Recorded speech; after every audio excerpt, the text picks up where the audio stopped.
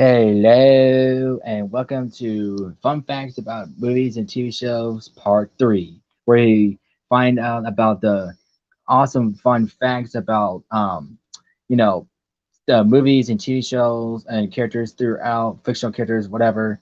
Once my friends join in, we'll get started. Hello. Hey, How's it going? how's it going, bud? Going good. You? Good, good. Church is good. All right. Yeah. I actually left my phone here today, so it won't turn off during church. So yeah, it's working right now. Thank goodness.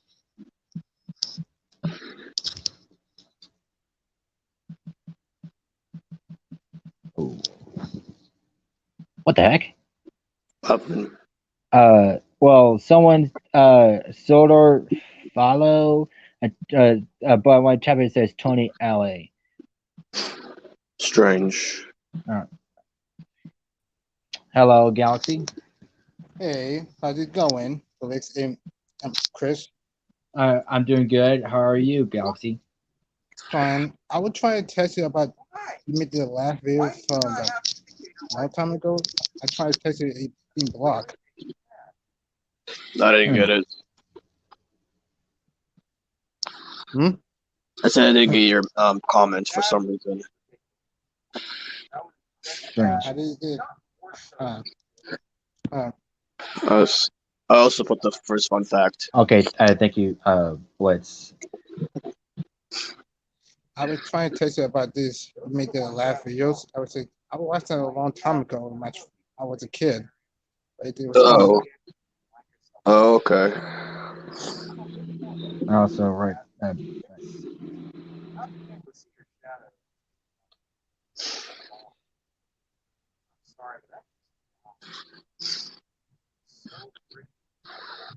Well, while we're waiting for everyone else to join in, I'll go ahead and get started, and I'll let you go ahead and tell your fact, Blitz. Okay, so if any of you watched like the Black Panther movie from 2018, I so have you my know, copy. yeah, so you all know that Killmonger was like the villain of that movie, right? Yeah. Which I Uh, didn't know who he really was, so because I didn't, of course, read the cards or whatever. But Oh, you didn't know originally, he was that. not supposed to be the villain of that movie, though. Really? Yeah, it was supposed to be Kraven the Hunter. Oh, Craven, Yeah, huh? yeah, because in the comics, Black Panther and Kraven, interact each other like more often than like in the Really? TV shows. Yeah, but here's like two reasons why they kind of use Kraven the Hunter. First, he's Spider-Man's villain, which is one, and two, he's part of Well, this Sony because makes more sense. yeah, because all like Spider-Man villains are like owned by Sony at this point. Yeah, that makes a lot more sense. And of course, the main reason because he is a Spider-Man villain, and him interacting with Black Panther is just really off point. So Well, here's the thing though, because you know how Kraven's like the hunter and all that. Like maybe he wants to like hunt down like Wakanda. yeah, but Killmonger, Michael B. Jordan did pretty good as Killmonger in the movie. Also, hello, Judd. He did. Yeah. And are you interested in seeing the Black Panther 2 when it comes out? Well, yeah, I said like maybe because I'm so sad that about Chadwick, but Yeah, just the honor. it's really cool that they actually because Chadwick Boseman died in real life. They actually made Black Panther die in that movie. So Well, Mm, nonetheless, they made a like. Did you see like the trailer? They have a mural of him on the wall. yeah, I did. That's why I mentioned that. And new villains is like aquatic villains or something like that. I can't Yeah, remember, but Namor. Namor, Namor, huh? like yeah. But in this one, he won't be a villain for some reason. But as if you see in the trailer, there's like a new Black Panther. Okay. But Yeah, yeah. yeah, I actually am interested in seeing it and see how it goes. All right, fact two, Transformers Prime. Okay, so a few days ago, I woke up at 6:30 something 4 7:30. I just want to watch TV, and I barely watch Transformers Prime because it comes on like 6 and 6:30. So anyways, I watched half an episode called Partners. It's about to go off, and when it showed before it showed the end credits, it showed a memoriam. Rest in peace to I forgot his name, but the last name is Cullen, which is actually Peter Cullen's brother, and it is really special because Peter Cullen's brother was actually the inspiration for Optimus Prime's voice, Yeah, I did hear about that. which is really awesome that his brother was the inspiration for Optimus Prime's voice. Hmm. Hmm. Right. Oh, Bright Skin got deleted all the channels. Do what? Bright Skinner. Oh yeah, Brian Skinner like deleted all his channels. What for? What reason? I don't know. Oh, oh, that is weird. I don't know. Maybe. Probably he couldn't either no one watches videos or he couldn't get subscribers. Probably that's why. I guess. Or or a strike or Or something. Oh, that's strike? another good reason. Oh. I don't know. Who knows? And I'm, Darren Norris and Steve Bloom Transformers franchise. Okay, so before they worked at Transformers Prime, they actually worked on another Transformers show called Robots in Disguise 2001, which is an anime version of Transformers. Yeah, I know, and it's one of my favorite Transformers theme songs because it sounded cool, and I watched a little bit of it on YouTube years ago. It's actually not bad. Yeah. So before Darren Norris voiced Knockout, he voices a character named Heavy Load, and before Steve Bloom voiced Starscream, he voiced Darkscream. Dark Screen. It's basically Star Screen, but Yeah, but it was a cool fact.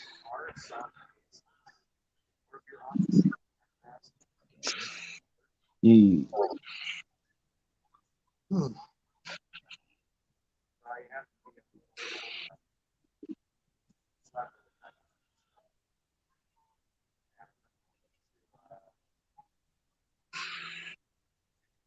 okay. Next one, Bruce Wayne name origin.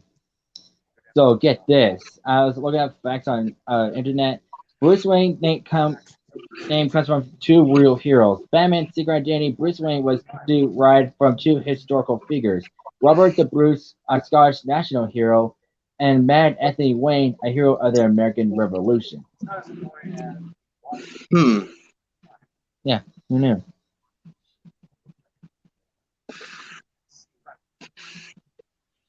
All right. And yeah, now I just put my fact. Okay, hang on. I'm wearing.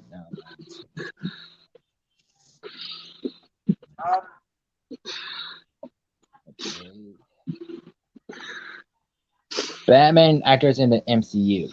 So yeah, three of the Batman actors have been part of the MCU before. Well, technically it was MCU-ish. Let's look at Michael Keaton. Like he played Batman years ago, right? Yeah. And then eventually he played Vulture. And let's see here, Ben Affleck. Before becoming Batman, of course he played Daredevil, which everybody hated his version of Daredevil. And then of course, yeah, he plays the current Batman. And then lastly, Christian Bale, who plays Batman from like the Dark Knight Rises. And now, if you've seen the new Thor movie, he plays like the villain, Gore. Gore? Yeah, the white villain, that wants to destroy all the gods. Oh, that dude. Oh, that's Yeah. what his name is. Gore, Hmm. Thor. Also, I was telling Judd what MCU. He probably didn't know what MCU stand for, and I told him it's Marvel Cinematic Universe. Yeah. All right, next one, Tom and Jerry naming competition. So, in order to name the characters, there was a studio-wide competition to come up with the permanent names for the cat and mouse. Helmo animator John Carr came up with the names of Tom and Jerry, which won him the competition and $50. Hmm. Wow. $50. I mean, Yeah, $50 back in the day would have been like a real good price. yeah, it would have.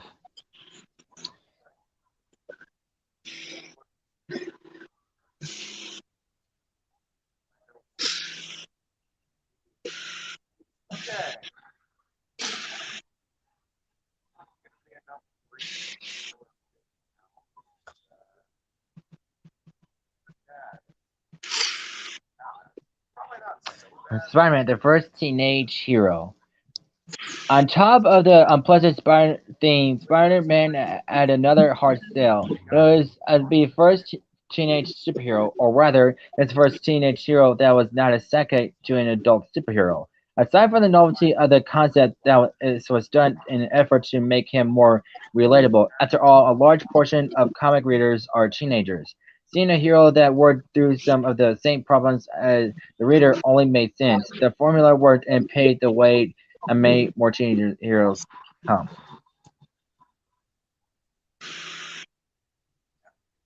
Kevin Levin, original actor. So in the original series, we all thought like Charlie Schlater was like the original voice for Kevin Eleven when he was young. Yeah, Actually, he was the second actor to play Kevin 11 when he was young. really. So in the first episode where he first appeared, it was somebody else actually. Oh, Yeah, who and was when I it?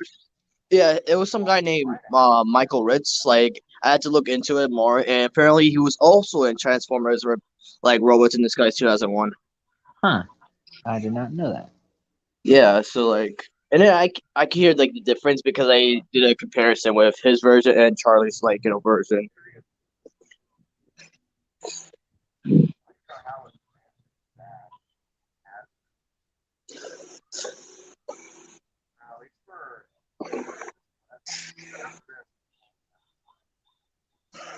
Wile E. Coyote and Roadrunner. They had to follow certain rules and laws. Some of the most memorable cartoons in the history of Looney Tunes and Merry Melodies were the one starring Wile E. Coyote and the Roadrunner, which saw a self-professed genius coyote hatch elaborate plans to catch a super-fast Roadrunner, plans which would always completely backfire. It originally was meant to parody the likes of other cartoons like Tom and Jerry, but soon became incredibly popular in its own right.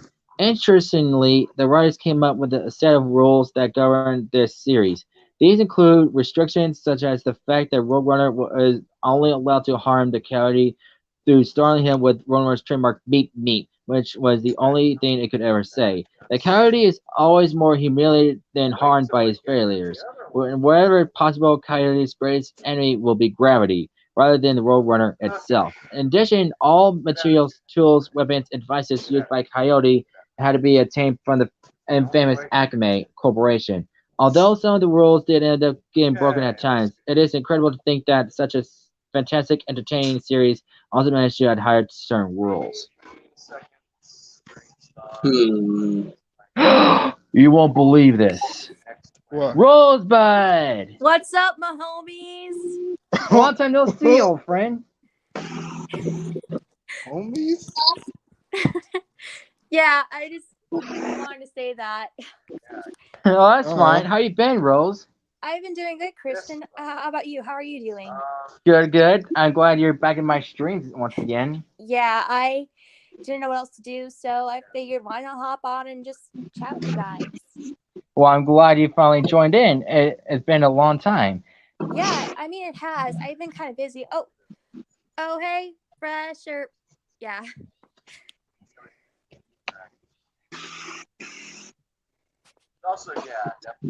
Keith Ferguson voiced Lightning McQueen in other Cars media such as Mater's Tall Tales and the Cars 2 video game. Well, yeah, 'cause he could do a good Owen Wilson impression. I actually didn't know that he voiced him in Mater's Tall Tales. I thought that was Owen Wilson the whole time. Well, it was half and half. Like it was Owen Wilson and Keith Ferguson.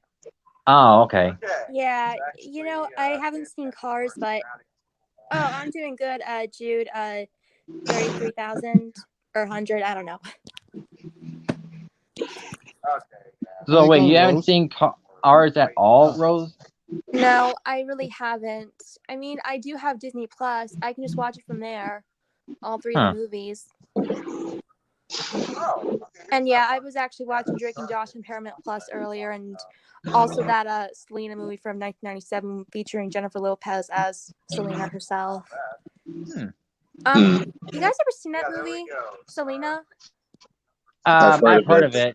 And actually, my dad told me about Selena because he used to tell me her a lot, like, because he used to listen to her music a lot, and he actually told me that she was really popular back in the day until, like, a friend of hers actually was jealous and she killed her. Oh yeah, that was her fan club president, Yolanda Salazar.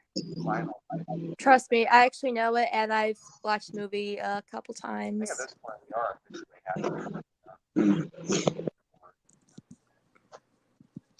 Batman used to kill people. Dun dun dun. Though his no killing stance is widely known today, Batman was originally a gun-toting vigilante who would not only shoot his enemies but throw them in vats of acid, break their necks with karate kicks, and hang them from Batplane. Ish. That's pretty dark, even for Batman. Yeah. Mhm. Imagine Batman actually killing someone with guns. That would be a sight to see. Oh, I'm glad we didn't get that because he is known for not killing people.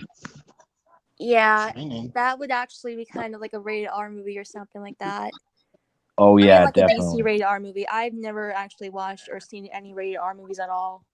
Hmm.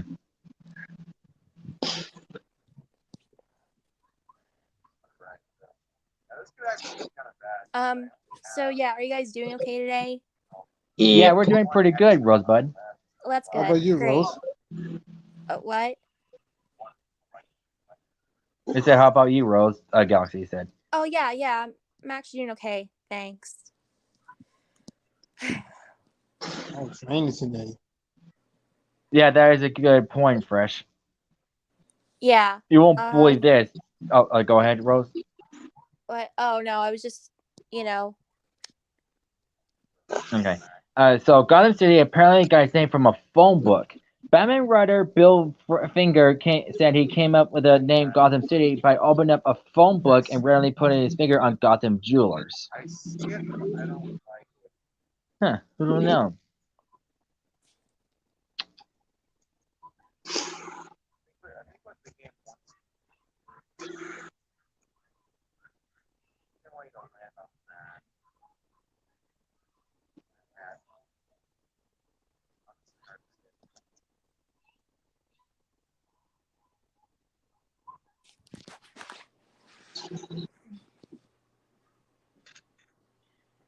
Peter Parker's parents were SHIELD agents. Everyone knows that Peter Parker was orphaned at a young age and was raised by his aunt and uncle, but not much is known about his parents. For a long time, it remained a mystery. It was later revealed they were agents of SHIELD. The two went on many missions together, and at one point even got Wolverine out of a tight spot. Ooh. Unfortunately, they met their fate not long after giving birth to Peter in a plane crash orchestrated by the villainous Red Skull. Wow. Huh. Am I making any sort of headway? Okay, now I am.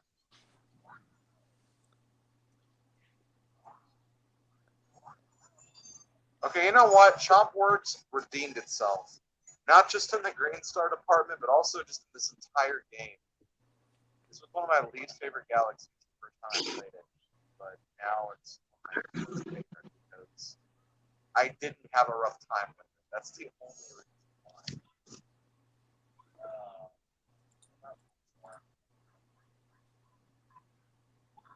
So, that galaxy on the smaller galaxy.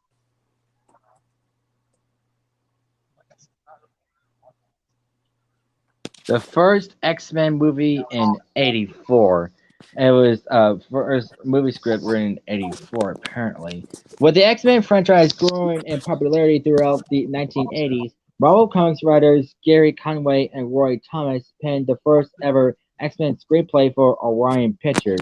The film would have seen Professor X, Kree, Wheelchair, Kitty Pryde, Cyclops, Wolverine, Nightcrawler, Storm, and Colossus by an organization named Proteus. Ultimately, this script was thrown out when Orion ran into financial difficulties. But if you want to imagine that would have looked like, well, its only superhero contemporary would have been the Christopher Reeve Superman series. Well, I prefer the 2000 X-Men movie. In the 1960s, there was a professional wrestler named Tony Moreno, and his ring name was Batman. Yes, he wrestled as Batman.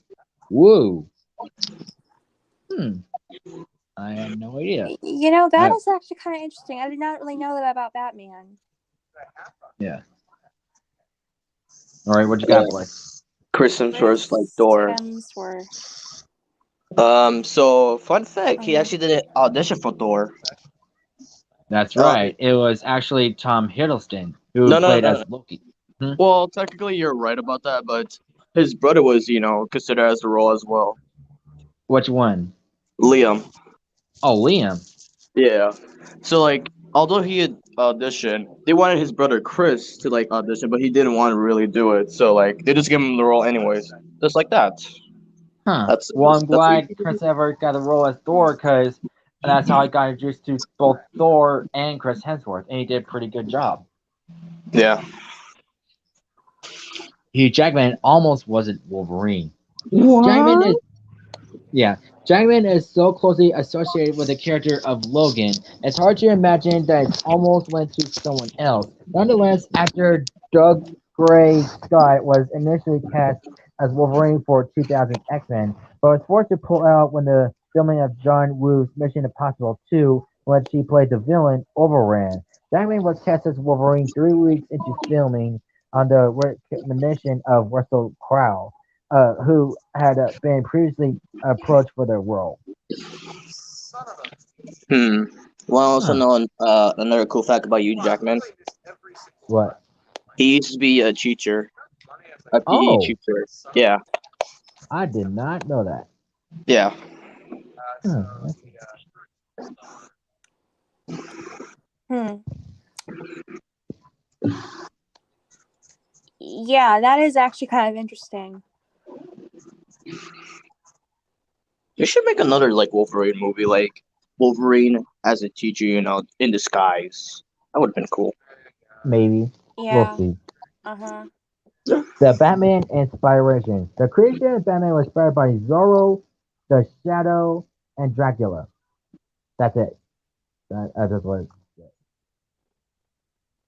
So, yeah. Hmm.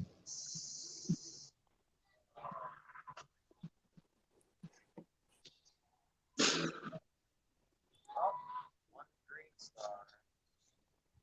Closer. I guess. Right back. Stay away from that rip. Not like it's inside.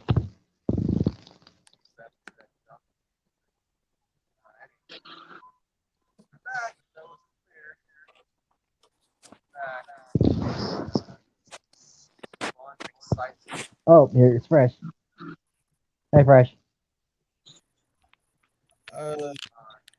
So yeah, this is complicated, but it is great to see y'all. But All right. What's wrong, dude? Fresh. You okay? Fresh? Is it good? Mr. Fresh. Mr. Fresh X. Just give me a sec. I know I can't. But okay. Shrek was based off a real person. So yeah, back in the day, there used to be a wrestler, and when I heard about this fun fact, he actually did look like Shrek. Yeah, I think I read something like that before. Yeah, I think I've seen a picture like that on the internet. I mean, on Google Images, I think. But, Oh. yeah. Hi, Kevin. But yeah, oh my God, Shrek is my childhood film. I've watched that movie almost all the freaking time. Oh yeah, Mortal Kombat has fact. Yes, professional wrestler Maurice Tillet, aka the French Angel, though it might be a rumor. Hmm.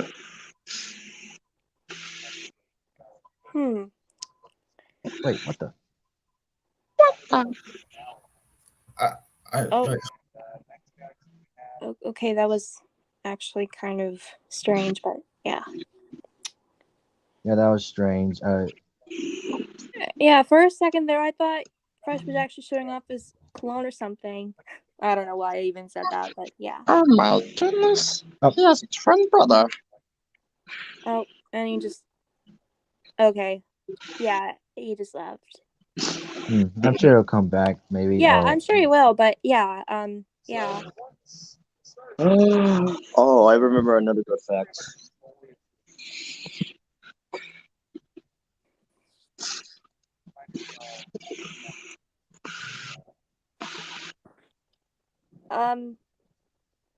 Hey, have any of you guys seen any other DreamWorks movies besides Shrek? I mean, I've seen like Chicken Run and Ants, Shark Tale, Mm-hmm. Yeah. Flushed Away. I think I've seen it only once, but yeah.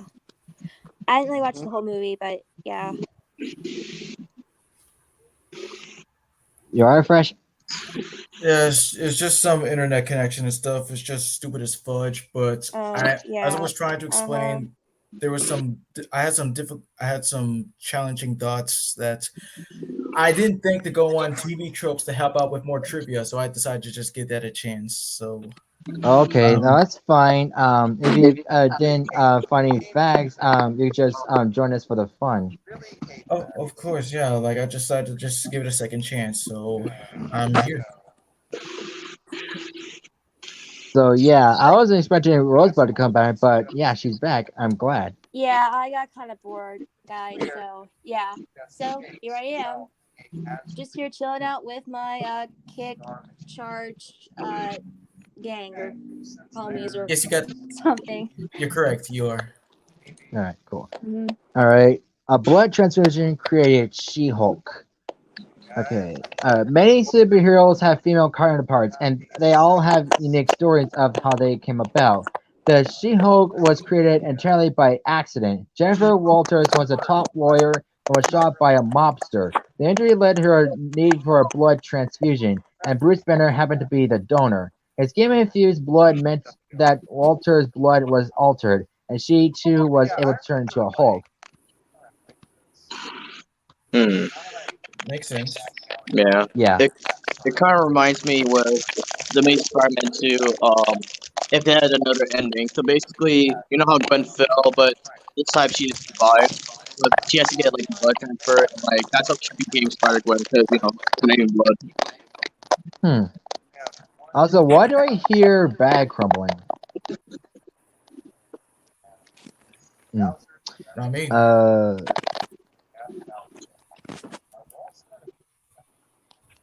Say what? Yeah, it sounds crazy. Arnold Schwarzenegger. Yeah. For some reason, I would have loved to see this. Oh man, imagine Thanos with the Austrian accent. Oh boy. Oh god. Give me the gauntlets, I will eliminate all of you. Oh man, that would. Oh man, that would I would hear if he was in a movie. I will sing all the Infinity Stones. Come on, you're my true daughter. I never told you lies. I'll be back for more. Oh my god. I think I made the right decision. Arnold Schwarzenegger audition going on. Like, literally, there is. Oh boy. But, yeah. I think I know about this fact. And yeah, while I'm trying, you see, I decided to give it a shot, so I'm trying. So it says here that yes, Mr. Simmons, it turns in the Hey Arnold universe, Mr. Simmons is gay, and his voice actor Dan Butler is also openly gay as well. Really? Yes. Huh. Yeah, I did not really know that. I mean, Hey Arnold was actually a '90s cartoon. And it is one of the greatest of all time. Well, yeah, I mean, hey, I think I've watched a little bit of that cartoon when I was like a baby or something, or a kid. Yeah, I mean, I don't know. I actually grew up watching a lot of Nickelodeon cartoons, like SpongeBob for one. Dang straight.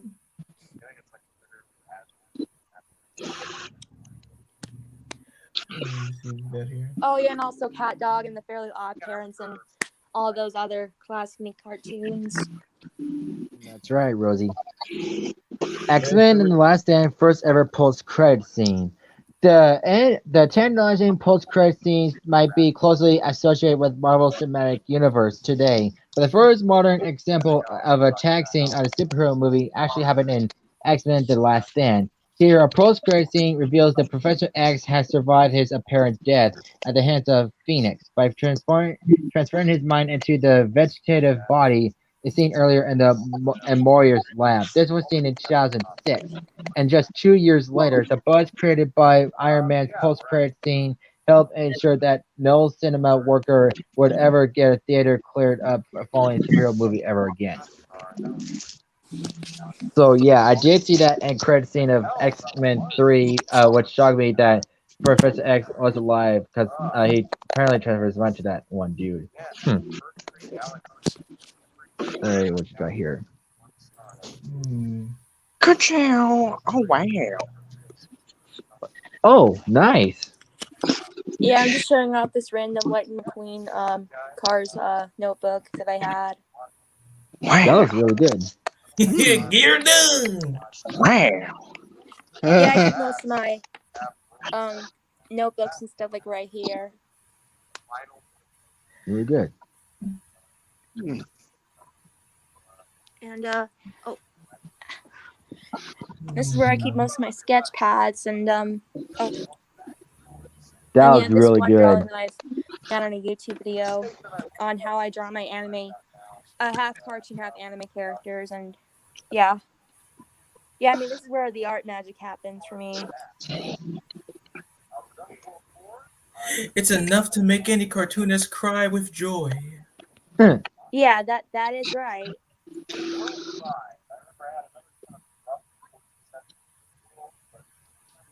And yeah. Here's another one that I did, but it was like last month, and yeah. Just want to Alright. share that to you guys. Yeah, that's cool. Thank you. What's your fact? What's So the actor that plays Zazu, of course, aka Mr. Bean, he didn't really want to play Zazu in the first movie because at the time he was doing like regular acting, and when he heard about voice acting, he was not really sure of it. But his agent, like, he told him like just give it a chance, and like yeah, in the first movie he voiced him, but of course in the later films or like TV shows, it was not him. It was usually Jeff Bennett. Yeah, but he Right, did a good yeah. job to earn it the first time. And so, yeah, the reason he didn't do any more movies because of his aging, that actually makes sense. Well, no. It's 'cause his agent told him to like voice Zazu, but himself, he was not very fond of voice acting. Yeah, Oh, he said okay. agent, not aging. Oh, agent. I'm sorry. I thought you said aging. Yeah, that's kind of familiar to like when Burt Reynolds did like Charlie Barkin or something in the first All Dogs Go to Heaven movie from 1989. He only did like the voice of him for just one movie, and then he didn't really do the rest. Oh, And yes, recipes to Pat Carroll is really shocking to hear about her death. Yeah. Oh yeah, I mean, there's a couple of like my on my community tab, I posted like a couple of the Pat Carroll thing. Yeah. Even though I never really watched A Little Mermaid, but I do respect her work as Ursula. She did really good. May she rest in peace. Yeah, I mean, I did not really know that she actually died, but yeah, I mean, I certainly found it out after watching Garfield's Christmas special. That's when I found out when Pat Carroll died. After when I watched the whole thing, I was like, "Oh my God, is this happening for real?" Yeah. But yeah, it just happened. All right. Mel Blanc's gravestone actually reads, "That's all, folks." Those with an interest in Looney know that just how important American voice actor Mel Blanc was to the series, as he was the voice of dozens of classic characters, including Daffy, Porky, Tweety, Sylvester, Yosemite Sam, Marvin, etc., etc. Blanc's prolific work as a voice actor makes him perhaps the most influential figure in the voice acting industry. In addition To his immense contributions to Looney Tunes, he also did voice work for many other animated series, including The Flintstones, Jetsons, and Tom and Jerry. When Blaine passed away in '89, as part of his will, his gravestone located in Hollywood Forever Cemetery reads, "That's all, folks," a reference to the trademark catchphrase of one of his most beloved characters, Porky Pig, one which has permeated popular culture. So that's Yeah, really cool. Mel Blahnik has done a lot of voice work for Tom and Jerry, most of the Chuck Jones cartoons. In fact, he even was Tom and Jerry. Oh yeah. Oh my God, I literally grew up watching that show on Cartoon Network. But yeah, Tom and Jerry, another one of my favorite childhood cartoons. I meant, but yeah.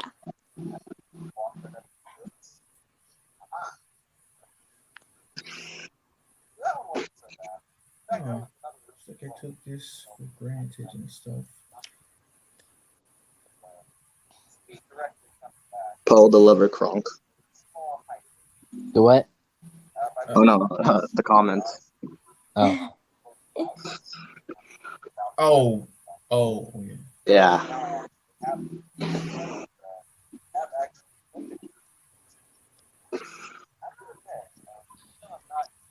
No wait, there's gotta be another way to work this.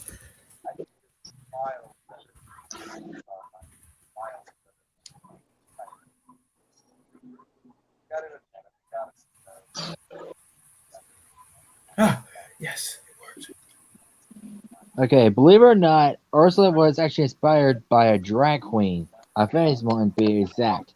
Baltimore-based drag queen and actress Divine inspired early sketches of the iconic Disney villain, according to a Hazlitt report by Nicole Pazilka and Brian Ferry.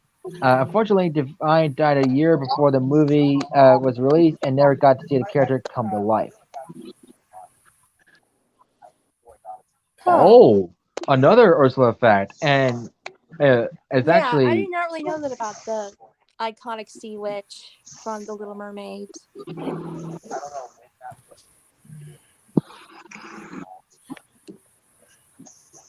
Although speaking of The Little Mermaid, I think let's see if I can find that. I'm just.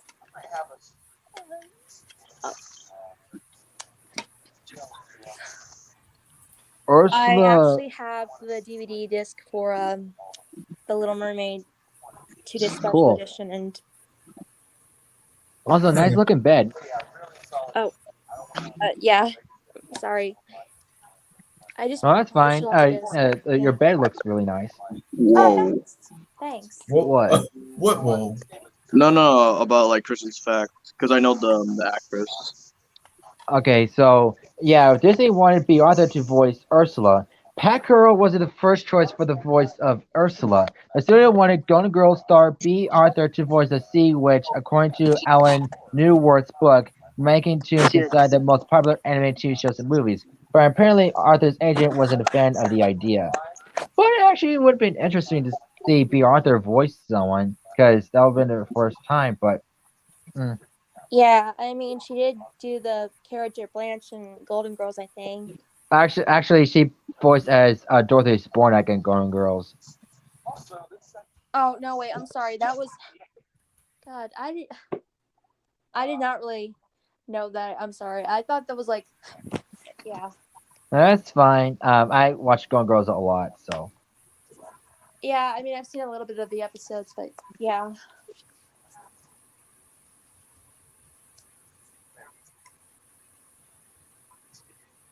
Oh wait, forgot. B. Arthur played Dorothy in Golden Girls. Blanche was actually played by someone else. Yeah. But it's alright. Yeah.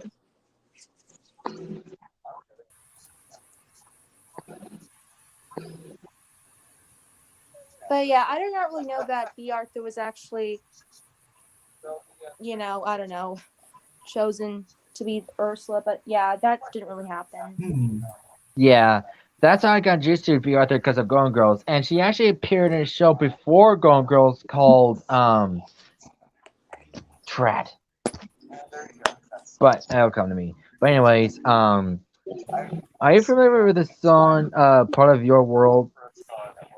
Who isn't?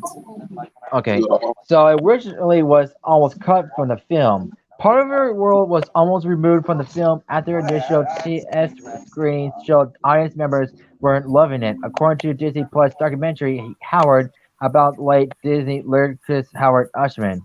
Fortunately, a positive second round of screenings saved the sentimental scene from the chopping block. Yeah, Well, actually, it's good here's to hear another it. fun fact I did not really know about, but yeah. Ooh, what's this one? I'm curious. You're not gonna believe. Oh, and I meant to put what Beast Boy, but Beast. I mean, like it's a fitting name, but that's besides the point. So in the episode, the sum of his parts, where Raven says, "I respect you don't eat meat. Please respect that I don't eat fake meat." Right. Like we all know that Beast Boy and Greg Sipes are vegetarians, and it turns out that Tara Strong is actually a vegetarian in real life too. Really? Yeah. Wow. I I didn't know know she was My vegetarian God, I either. did not really know that. I already Huh. knew that. But yeah, I actually do like the original Teen Titans. Yeah, we all do. We really hate the crappy Teen Titans Go. The other one can go Yeah, die. Yeah, it actually. Season Go. I don't really like Teen Titans Go. I can't wait for it to get canceled. I don't know You and when. me, my brother. You and me. Yeah. Of course, it's part of our childhood, and yeah, it should be everyone else's. Yeah. I mean, I really haven't seen Teen Titans growing up, but I have seen a lot of other Cartoon Network shows, like Crypto the Superdog, for example, and also Superman the animated series. So yeah, I've seen a little bit of the superhero franchise from DC, such as Crypto and Superman. Exactly. Yes. It wasn't that bad. So, what's Barracuda. Oh, I think yeah, it's Barracuda. okay, the Barracuda. Like you remember the one from the first movie? That's like like everybody. So he was supposed to have a voice. He was supposed to be voiced by an actor named David Lander. Yeah, you ever heard of him? No. No. He was also in Bugs Life. He voiced Thumper, I believe. Yeah, Oh! yeah, him. really? But they cut it. Like they didn't want the voice after all. Wait, Thumper? Yeah, it's this crazy Yeah. grasshopper. Like, you don't like Thumper? I just realized he was that one crazy one that goes. Oh, yeah. Oh, I've you seen mean that guy. dude? I thought you meant Thumper from Bambi. No, it was Thumper from Bugs Life. I've actually seen a Bugs Life once, and yeah. Just Bugs one Life time, is but- really good. Yeah. Hang on. Yeah, I did not really know that about the Barracuda, but although he did actually eat Nemo's mom and I think all the eggs and stuff like that, all those fish Yeah, eggs. it's really sad. Yeah. Yeah. Too sad. Yeah. So, has anyone ever seen Mulan? Oh, Yeah. I have. Who Okay, hasn't? so I don't know if you noticed that sometimes in a certain scene, she like pulls her hair down with her hands. Well, well, just in case you haven't, well, apparently one voice actor, the crew members noticed that she was doing that constantly while she was reading her lines, so they decided to put that in the movie because for doing that so much as a trademark for Mulan. Wait, did that happen in the animated movie or the live action one? The anime movie. I haven't actually seen the live action one, and I never will. Oh. I never bothered to watch the live action one because it had Mushu in it. Yeah, I Yeah. did not actually watch the live action Mulan. However, I've only seen the original. Yeah. Same movie. here. That You know, movie, I think. Well, I have seen the first two movies of Mulan in school. Actually, they were really good, and yeah, the live action movies are not as always good as the original animated versions. Yeah, agreed. Depends Yeah. on the effort. Yeah. Yeah. Shaved as what? I'm just very curious. Shaved as what? Because you didn't clarify. Oh shoot! He shaved his I meant to what? put head. I meant to put head. I meant to put head. I meant to put head. Yeah, boy. I'm very sorry. Okay, I meant to Shaved boo his boo. what? What did he shave off? He saved this beanbag. Oh no. Oh Yeah. Okay. Okay. So to clarify, his head I meant to put. James McAvoy shaved his head to play Xavier, but he didn't have to. So enthusiastic was McAvoy to get the chance to play one of pop culture's most iconic films in First Class. That he shaved his own hair prior to filming. Owen discovered that his film was set during Xavier's most first years. Far from being required to shave his head, McAvoy ended up wearing extensions for the role. Oh. I mean, it's no shocker because certain actors have to shave their hair for like certain movies. Well, But I'd rather not shave my head if I want to play a bald dude. I would rather wear a bald cap. British Brit- voice actor who almost voiced good at what? Wait, what? Oh yeah. Wait, I heard this before. Really? This is exactly what I told you. This is exactly what I told you in the Billy and Mandy station presentation episode. Right. You want to explain more? It said that like before Greg Eagles was cast as Grim and provided him with his Jamaican accent that he's famous for, it said that I'm gonna get it back.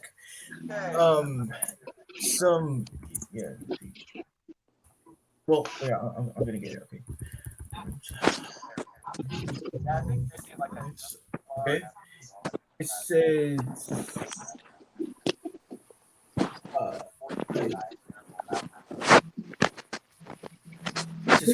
Where is it? Yes, we do know that. Even though we never really saw the show, we do know that. Wait. Hugh Jackman had two conditions for his X-Men First Class cameo. How do you get the most popular X-Men of all time in your movie for a one-scene gag? You give the actor anything he wants. Is how, in this case, Jackman reportedly reprised his role on the twin conditions that A, the studio donated money to his child's school, and B, he was allowed to swear. If you've ever seen X-Men First Class, you know you get exactly that to hilarious effect. He was Well, I'm glad supposed he to was make really nice cameo. enough for them. Oh no, go on. No, you go ahead. He was also supposed to make a cameo in one of the Spider-Man movies back in the day. Huh. Like Sam Well, Raimi's like Spider-Man, because it makes sense because at the times it was Sony and Fox. I think it could have worked out. Yeah. But he did appear again in was it X-Men I don't remember. It's been a while since I've seen the other X-Men movies. Well, yeah, it's really nice of Hugh Jackman to have them donate money to his childhood school. That's really nice of him. Oh, I found it. I found what I was trying to look for. So to answer that guy's fact about Grimm, it says that Grimm was originally supposed to be voiced by Jonathan Harris. And yeah, that's the guy's name. Jonathan Harris. Oh, okay then. Yeah. Okay, so the reason I put this one is because I watch a guy from Instagram and he does Okay, dumb hang on, funny. be right back. Okay then. But Alright. I'll just explain it anyways, because why not? He'll just miss out. Mhm. Did you know that in the first Spider-Man movie, Mary Jane says to Peter Parker, "Go get him, Tiger"? This revolves her being dumb because she can't even tell her animals because he would be Spider-Man, not Tiger Man. The end. Wow. Okay. Oh yeah. Thanks a lot, Mr. Comedy Man. No. This actually was a fun fact from Instagram. Oh, you serious? So you're really not pulling our legs right here. No, because I watch this guy from Instagram sometimes. He makes dumb funny facts. One was did you know the reason Thomas Hayden Church didn't return for Spider-Man No Way Home is because before this he watched Eternals and became a DC fan. The end. What? Oh, Because nice. Eternals was one of the worst MCU movies in 2021. That's what everybody said. Yes, I did find this from Blitz. So yeah, and the new episode of Hello Boss, which finally came out, shows his father Paimon is voiced by Jonathan Freeman, and it voiced Jafar and animated Aladdin. I was like, why does he sound familiar? Then Blitz did tell me that it was Jafar, which actually surprised me. I was surprised he cursed. Yeah, and I didn't. Another thing I didn't notice that someone told me that the outfit he was wearing had the colors of Jafar's robe. Hmm.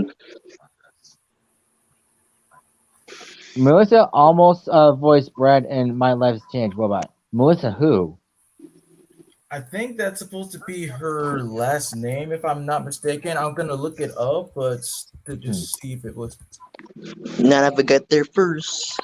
Again, TD. Before he was on Total Drama Island, he was actually got himself into a lot of trouble in his hometown. Oh yeah, that's not our that's not our last name though. Yeah, Shano, no offense. You just gotta say people's full names so that we know. Yeah, either it's Yeah, something I've Melissa or actually Melissa seen that something. in like a video from home of Duncan, Oh, like a video message from home where Duncan explains those times where he got into a lot of trouble.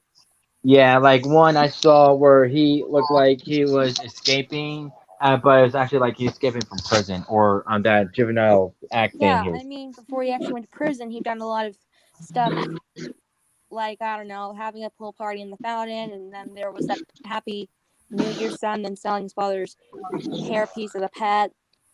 I've actually seen that in like the video message from home from his parents and his authority guy or something. So yeah, that's a fun fact about Duncan from Total Drama. That's cool. All right. I mean, yeah, I don't know. I can't help it. I love Total Drama. Damn. We all do. Lady Gaga was announced to be a long-standing member of the X-Men. Oh, yeah. I have another fact after this. Oh, well, go ahead, write it down. In 2013, director Brian Singer tweeted that Lady Gaga would be joining the cast of X-Men Days of the Future Past as a disco-dancing pop star mutant Dazzler. Unfortunately for fans, or possibly fortunately, depending on your opinion of Dazzler, it was quickly noted that the date is April 1st. Lady Gaga did not appear in the film, although given the critical acclaim she received a Star is Born, the joke here is ugly on Fox. I actually have no idea who Dazzler is, and it would make sense for her not to appear in X-Men because she's a singer. She doesn't have that kind of schedule. Wrong for your information, because just recently she was announced to play a character. She was in Joker 2. She's playing Harley Quinn. I'm being for real. what? Get out of here! Gaga, She is. That would be weird. Hey, She's Gaga for Joker now. No, good one. yeah, that is funny. But yeah, that would be weird because getting a singer like famous singer to play Harley Quinn. Hey, anybody can do anything. If you I can't know. believe it, then screw you, man. Yeah, exactly. like that one Oh my episode of God, SpongeBob. Gaga. I don't know what. I have like two of her songs I think on my phone, like Telephone and Paparazzi. Yeah, my There's favorite one that song I is like. Paparazzi. I don't know what the name of the song is though. I think it's like I got something on the radio or something. I don't know. It was actually an unreleased song that I've listened to often, but yeah. And I was gonna explain anything is possible because of that one episode of SpongeBob with Patrick's Pet Rock. He won that race out of nowhere. Oh yeah. Yeah, oh my And God, I've seen that one before. And what fact were you trying to say, Blitz, when you said you got after mine? No, that was like the fact. Oh. Like she got announced playing Harley Quinn. Oh. Yeah. But it's almost like, it was also rumored that like Willem Dafoe would appear in Joker 2, but it's just a seen rumor. Harley Quinn? Yes. Well, that's interesting. Oh. Yeah, that's a DC superhero. Batgirl doll I from Quinn. oh, I actually I got see. that at a thrift shop last year. What is Oh, this I nice. see in the comments? What? Huh? Oh! Oh, Oh well, not yeah, I that. forgot to tell you about that. Yeah, I've Oh, heard that. wait a minute. Wait, I think There's Wiz a was talking about. Batgirl movie? Well, the reason they canceled this because like their budget was like 9 million, but like the producers that they got sent to it, they really didn't like the idea, so they canceled it. Oh Oh, man, I really wanted to see the Batgirl movie because for one thing, she got her own movie finally, and the live action one to be exact, and Brendan Fraser is gonna play the Batman villain Firefly. Yeah, and it also said that Michael Keaton's Batman would return. Hmm. Oh man, that would have been awesome. I wish they didn't cancel it. Crap. All right, Swiper, we get it. Okay. The Indian government requested an edit to X-Men Apocalypse. Prior to release, a trailer for X-Men Apocalypse featured dialogue where the eponymous and entrepreneur Oscar Isaac claimed that I've been called many things over many lifetimes. Ra, Christian, Yahweh. Indian statement Rajan Zed called this for reference to be removed as to not trivialize the Hindu religion, and the studio, perhaps worried of bad publicity in an emerging market, did so. Apocalypse instead claimed to have been known as Elohim Pushing Ra. Okay. Okay. Yeah, Yeah. that was good, and all that. Continue. Okay, let's see.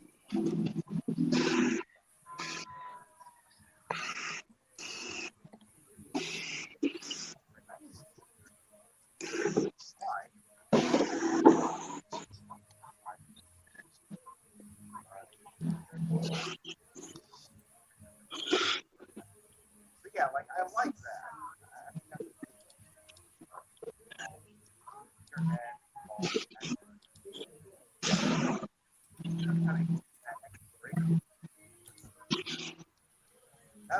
Terminator Original Choice. So I did say this in one of our previous game nights. So before Arnold was offered the role as the Terminator, it was somebody else. Who was?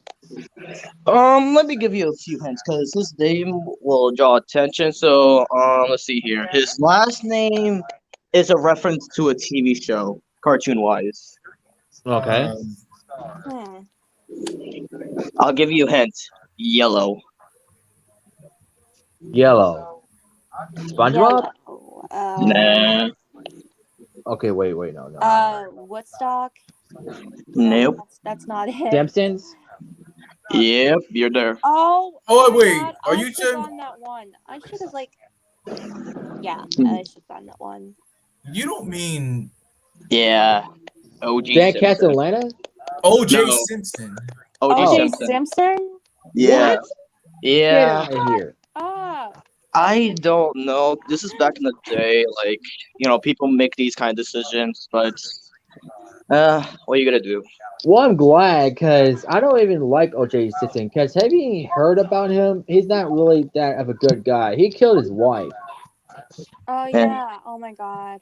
Yeah, I That remember guy him. truly did. Yeah. Kimiko from Shaolin Showdown always got her outfit changed a lot in the 3 seasons. Yeah. Honestly, that girl's got a lot of fashion quotes on her. I mean, all those outfits she's worn. I kind of Got like a when lot of characters do style. that. The canceled Sonic movies that was supposed to be made by Sony in 2014. Oh. Huh. Huh. Hulk thought appeared at night, according to rumors. When Banner was getting used to his new transformation into the Hulk, it was unclear on the cause. Initially, it was believed that he only transformed when the sun went down. He then turned back to normal when the sun rose. However, after Rick Jones witnessed an experiment, this all changed. Thunderbolt Ross attempted to shoot Banner into space against his will. This happened during the daytime, yet Banner still transformed into the Hulk. Yeah, like it was kind of clever, like werewolf rules and stuff. But Yeah. Yeah, but I prefer him to transform only by anger. it is. Oh, the cancellation of Popeye. Oh yes, please explain Yes. that. Yeah, it was bullshit. Like, yeah. So there was originally gonna be a Popeye movie with Tom Kenny, but they decided to cancel it because of another bullshit movie, the Emoji Movie. Yep, a total disappointment. I mean, no disrespect to the voice cast of Mojo Movie, but I just really dislike the movie itself. Even they got Patrick Stewart to play a poop character. The shit emoji. I bet you he complained about that. Like, why am I playing a shit emoji? Sometimes it makes you feel like poop. It makes me look like shit sometimes. Something about this stinks, but duty calls. And Uh, yeah, Olive Oil was voiced by Grey DeLisle in that movie too. yes. Yeah, that would have been great to see the rest of the movie, but of course they got canceled. I mean, who knows? They might, think about we're making a movie. I hope they better. Yeah, and it was gonna be Tom Kenny's first time voicing Popeye. Yeah, Wait. and he is actually a good fit. Oh, wait, never mind. Well, yeah, I can mostly see because of the voice from Mitch from the Powerpuff Girls. That's why. Yes. Eddie Murphy didn't do the voice of Donkey in the Scared Streckless special. Yeah. Yeah, so Yeah, yes, it probably Dean might. Edwards provided voice of Donkey for that. Probably Never might heard have of him. However, Mike Myers, Cameron Diaz, and Antonio Banderas were there to do the voice for them, but Eddie Murphy didn't for some reason, He must have been busy or something. or that he couldn't really do another Shrek movie. I don't know. I found it out in like a random video or something, like an interview or something, where he was surrounded by a lot of paparazzis and stuff like that. But yeah.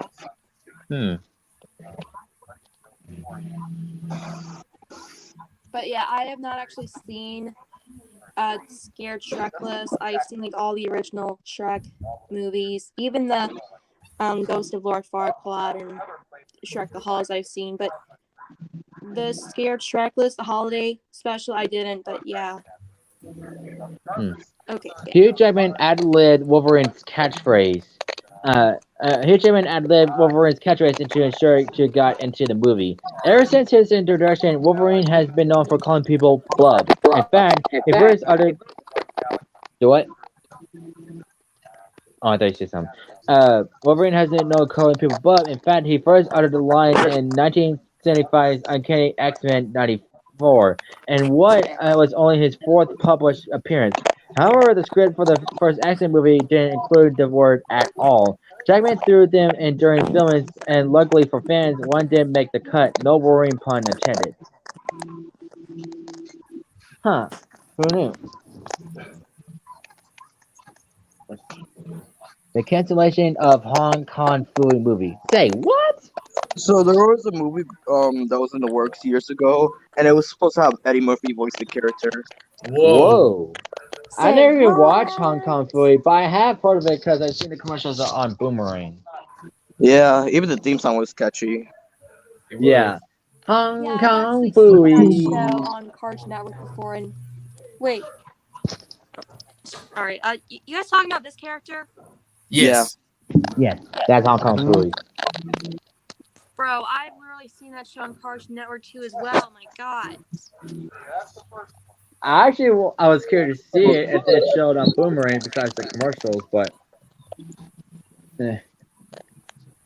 wow, the cancellation of the Hong Kong Phooey movie, like maybe CGI animated or something. Yeah, it was, but although there was a deleted clip of Eddie Murphy voicing the character actually, but they took it off. Dang. That would have been awesome to see. Actually, okay, Hong Kong Phooey, that actually had like 60 episodes, I think, of the show. I don't know, I could be wrong, but He also appeared in Wacky Races, the reboot one. And in that one, he was voiced by Fillmore. Mm.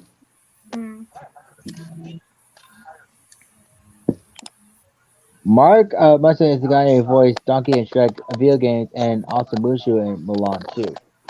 Oh yeah, I know about that guy. Yeah. Like, a cool, like, it's really surprising because he's a white actor and he can do Eddie Murphy's like voice. Yeah, I prefer Eddie Murphy as Donkey and Mushu. Yeah, I agree.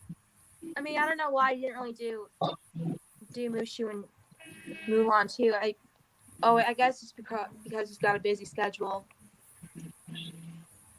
Probably, but yeah. I mean, however, he did Donkey's voice in the second Shrek movie, which, oh my God, Shrek 2 is literally a masterpiece. Certainly.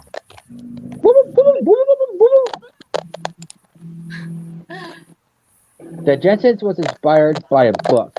According to Jenny Graydon's The Jetsons, the official cartoon guide, the artist looked to books about futurism for a creative spark.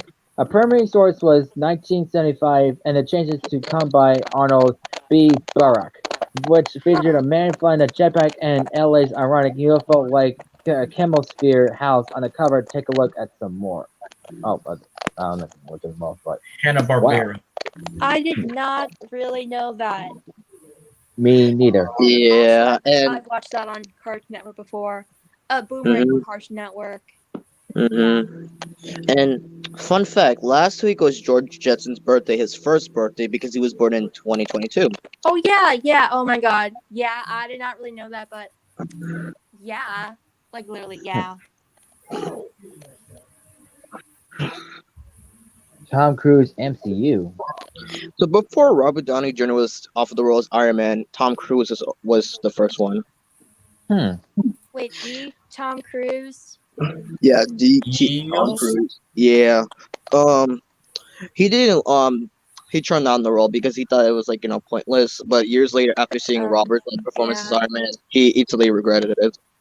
Yeah. Yeah, I mean, like I mean, come on, Tom. This would be your chance to fly instead of running in all the other movies that you do. Yeah. Well, the only movie I saw of Tom Cruise was the his movie. first role, I think, was actually Risky Business from like 1983. Yes.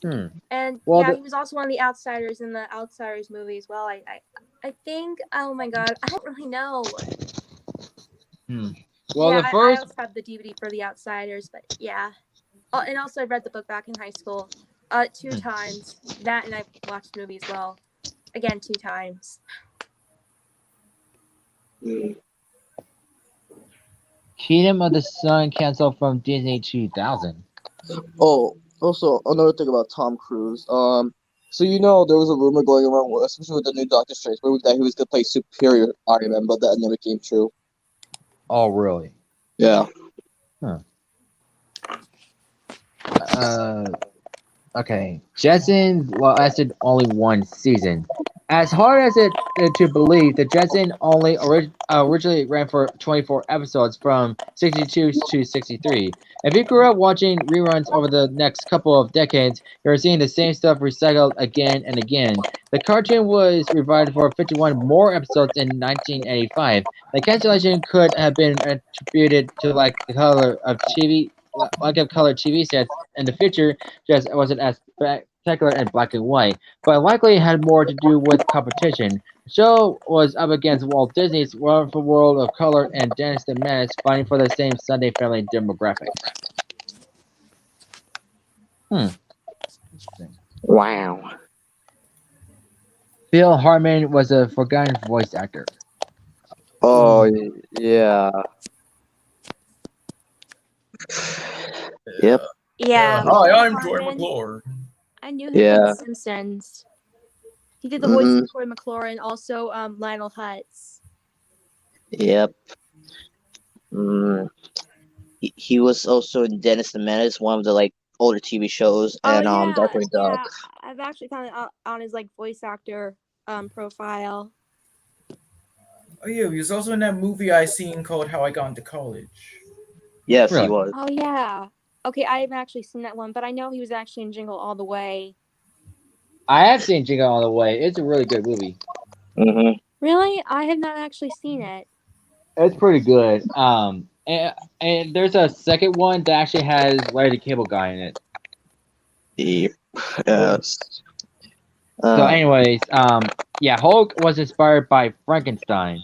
The inspiration for the character of the Hulk came from two iconic characters in the fiction world. Mary Shelley's Frankenstein was a significant influence in creating Hulk with his larger-than-human size and incredible strength. There was also inspiration from the story of Dr. Jekyll and Mr. Hyde, the doctor who has two personalities, good and evil. The combination helped create the character of the Hulk, both for his looks and his characteristics. Oh yeah, yeah, I've heard about that. Although, did you guys know the first Hulk comic was actually released in the early or late 1960s? Hmm. I mean, did you guys actually know that? That's right.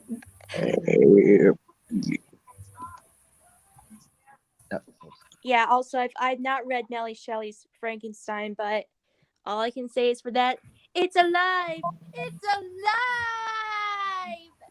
The Mask 2 got canceled. I don't know why. Yeah, that's what I said that for Galaxy no said in a reason. proud chat that. Yeah, apparently Galaxy said in a proud chat that Mask 2 got canceled.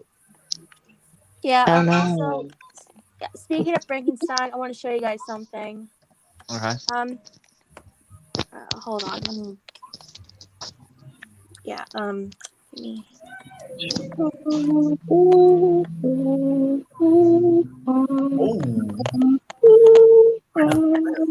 Yeah, okay, got it. Guys, I don't know if you actually heard about this, but there was this TV show on PBS called Wishbone, and believe it or not, he did like an episode of Frankenstein. I don't know if you guys actually know that, but yeah. So I have not ever heard of that movie or show. I mean, you guys haven't actually heard of Wishbone? no. Oh, Yeah. well, it's actually on YouTube. The episode in the series. But yeah, I don't know what. I really like Wishbone. It actually reminds me of the movie I'm not interested in called Frankenweenie. Oh yeah, Don't get I me know started that. on that. Let's see. Where? Hey. Yes, this is gonna blow your mind. So it says here Tim Allen was originally selected to play the title role, but scheduling conflicts with the Santa Claus 2 forced him to leave. There was also Will Ferrell was considered, but too busy with Elf, and Billy Bob Thornton was considered, but too busy with Bad Santa. Oh, Wait. I really would love to see Will Are you Ferrell guys talking as. about the live action Cat in the Hat movie? Yes, we are. Oh my god, guys. I have the DVD right here. Yeah. Oh my Michael god, Myers. guys, I literally love this movie. I really do. Well, here's the thing, though. Mike Myers actually did not want to play as the Cat in the Hat. He was forced to.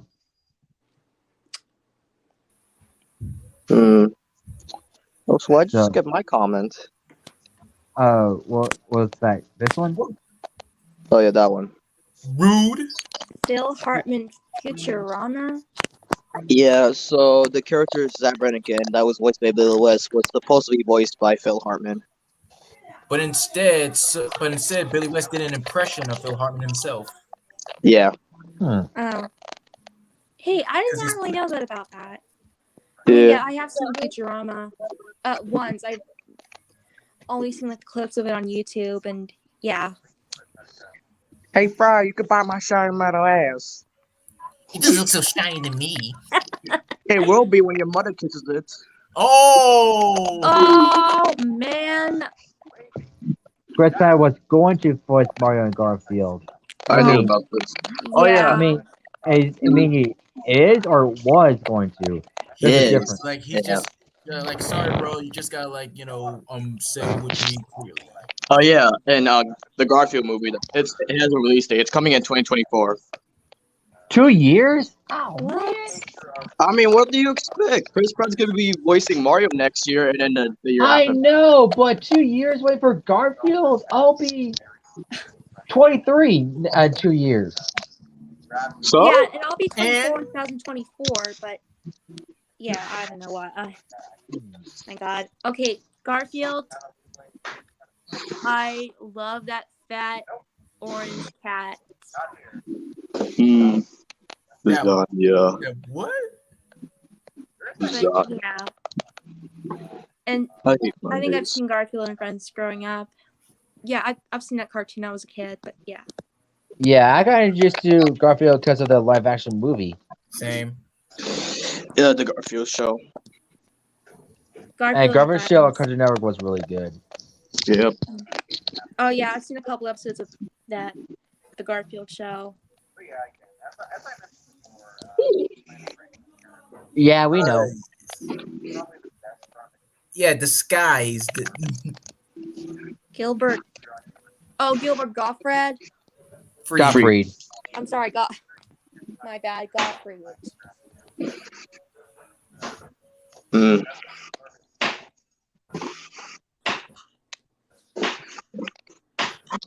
Recipes to Gilbert Gottfried. He was the best.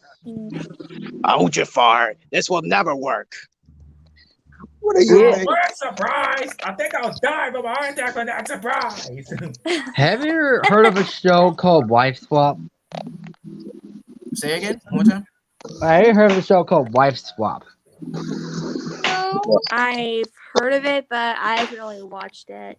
My mom watches it sometimes when she's off. And there's a one called Celebrity Wife Swap, and he was in one of the episodes. Okay. Yeah, no, I have not seen Wife Swap or Celebrity Wife Swipe. But however, if you guys ever seen like Mad or something, like this parody cartoon, Mad? Yes. Yeah. Oh I was my about God, to bring that there's up. parody of like Tom. No, wait, not Okay, Brad Pitt, Angelina Jolie. They've actually did the Celebrity Wife Swap with Shrek and Fiona. If you guys ever seen that, I don't know. I did. Iago, other choices. Like before Gilbert was cast, there was two other choices in mind. First one was Danny DeVito, Yeah. Do that. and the second one, let me give you a hint. Robber. Rob. Oh, Joe Pesci. Yeah. Joe. Oh. Yeah, you know from Home Alone. Like he was in Home Alone. Oh Mm-hmm. yeah, I've seen that one. Well, not the full movie of Home Alone. I've seen it once, but not the full thing. Oh, I'm sorry. No, it's alright. I mean, hey, Home Alone. God, it's a classic holiday movie. Of course it is. Everyone knows it's iconic. Even like the iconic hands on face screen. Yeah, and also that Talk Boy thing in Home Alone 2. I've always wanted one of them. Or one of those, but yeah. Meredith from Brave was inspired by the co-director's daughter. And the mother-daughter relationship in the film seems particularly realistic. It's likely because it was based on Brenda Chapman's real-life experiences with her own teenage daughter. She has been quite a challenge to my authority since she was 5 years old. I love that she is so strong, but it sure doesn't make my job easy. She is my Merida, and I adore her, Chapman said. That's Really? right, laddie. I did not really know that. I've never actually watched Brave. It's a really good movie. Oh, what are you doing? Oh, you're never fun, dude. You're never fun, dude. What did you say, Fresh? What? Oh, come on, you're not using your brain. Don't go back to that old Studebaker. Oh Me my mother. good lord. Was a bear. It's not my fault she turned you into a beer. Okay, guys, that was like literally my impression of Merida. Merida, oh my god, Merida from Brave, but yeah. Also, did you guys ever know that she was actually Pixar's first Disney princess? Pixar Yes. princess. Yeah, she's a Pixar princess. And good for them. You won't believe this. They should actually make a sequel for Brave. Well, I mean, I don't know. Metro Man, other choice. So I believe this is how we all got introduced to Brad Pitt. Yes. Yes. So before he was casted, it was Bruce Campbell. Oh, really? Bruce Whoa. Campbell. I Yeah, can like see that though. well, yeah, because other than like I also know him from like the Spider-Man films, Sam Raimi's like versions, and Tyler Catch What Meatballs. Wow. And you'll get a kick out of this. Reese Witherspoon as Merida. Oh, hi, Rosita.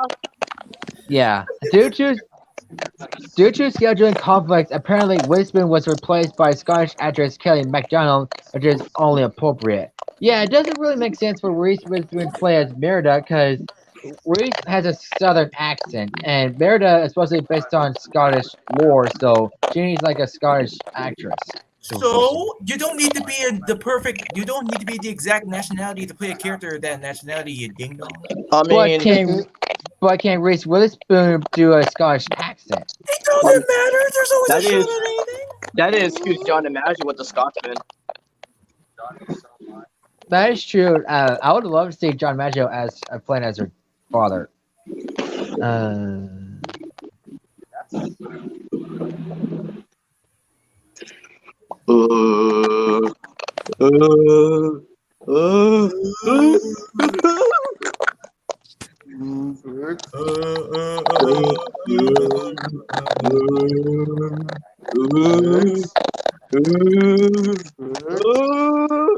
What are you doing? We're singing, all right. Auditioning for American Idol. What do you think? We're trying to think of more.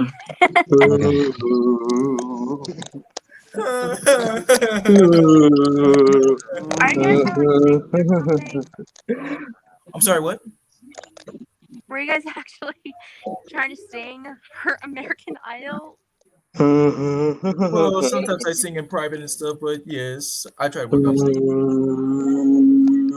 Oh, hello there.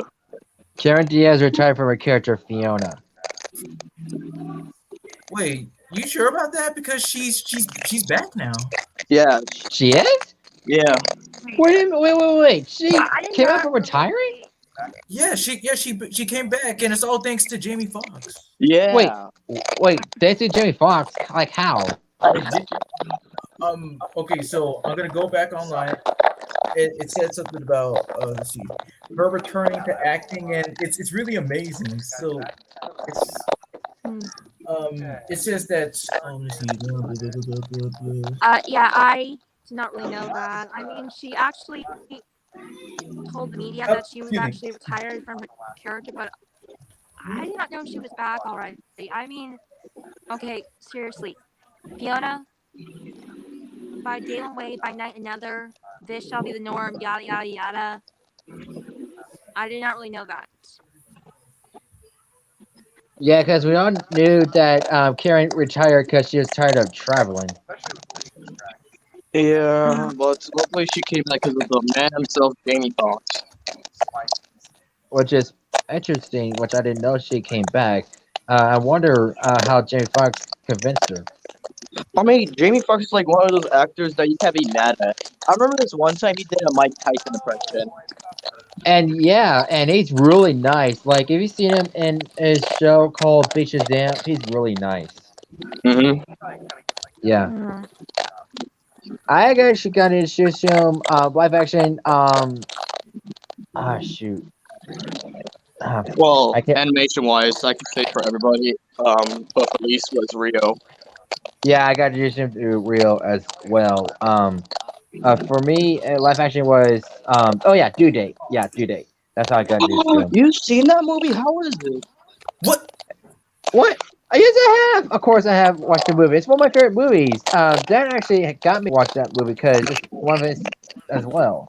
I want to watch that movie so bad, cause yeah, I've seen clips here and there. What was your favorite part of that movie? One of them is where the guy with the dog and he was in the back and he was in the truck of Jamie Foxx and Robert Downey Jr. and then one of her potholes and he just like launched up in the air. Oh yeah. Remember when they went to Jamie's character's house and they downloaded this coffee? Yeah, but apparently it was his dad's ashes, and he Yeah. just come get him out here. And remember when they were at the bank? Yeah, and they got beat up by a crippled dude. I mean, Robert Jr. had it coming because he did insult him without him knowing that he insulted him. Because he did just say something about crippled, but he didn't know that he was crippled actually. So, Yeah. And fun fact: the actor that played that guy was Dan McBride. You know, the voice of Bomb. oh, Mhm. Hercules 2: The Trojan War was a canceled Disney sequel. Say what? Yeah, there was supposed to be a Hercules 2 back in the early 2000s, but that didn't really happen because, well, I don't know why. I mean, come on, it should have happened. Well, I mean, at least we got a series. Oh yeah, there is an animated series of Hercules. In fact, But yeah. Hades did mention the Trojan War though. Oh, was that so? Yeah, and also the Hercules sequel was actually about him actually saving someone in the Trojan War, but yeah, and also him and Meg actually had a daughter as well. But yeah, still it would have been an awesome sequel though. Yeah, it would have been, even though I didn't really see Hercules, but I am familiar with it. I have VHS tape copy of Hercules, by the way, that I got at a flea market Nice. many years ago, or no, a couple years ago. I met. Nice. George and Jane different voices. However, George and Jane Jensen were set to have different actors. Sitcom veterans Maury Anderson, Buddy Sorrell on the Dick Van Dyke Show, and Pat Carell Bunny on Make Room for Addie signed on to voice the characters. However, they only completed one episode before being replaced by Penny Singleton and George O'Hanlon. It was rumored that TV sponsors had a say in the decision. Singleton and O'Hanlon sued Hanna-Barbera for breach of contract, as they were meant to have received $500 for each episode for the first season. They're not gonna to win when you fight the big fellas, but at least you can put up a yelling. Singleton said years later.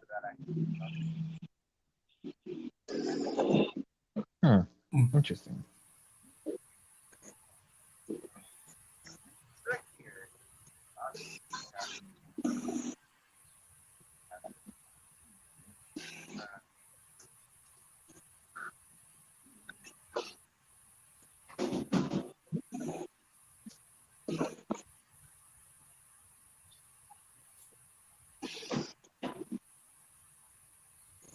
Wake up. I know. I'm just I'm typing in. Kylie Chance with meatballs. Good. Yeah, about to give you some of this good. So, so yeah, we all know that Bill Hader is Flint, but surprising to know that he actually voiced the Flimster. What? He did?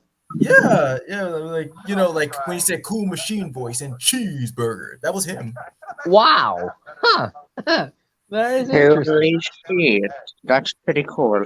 And you know that part where he says that he lied about being allergic to peanuts, but it is Well, actually Bill Hader's actually allergic to peanuts in real life. What? He is? Yeah. Well, that is actually weird. Wow. I did not know that. Would you like some of that good? Motherfucker. This is like. God, shoot, dang it. Okay. Hang on a minute. Amy Poehler? I know Amy Poehler. Why did you put her name though? Because the Okay, mighty bee is here to I save didn't the day. finish because I pressed the percent button by accident, didn't finish, so. Oh, okay.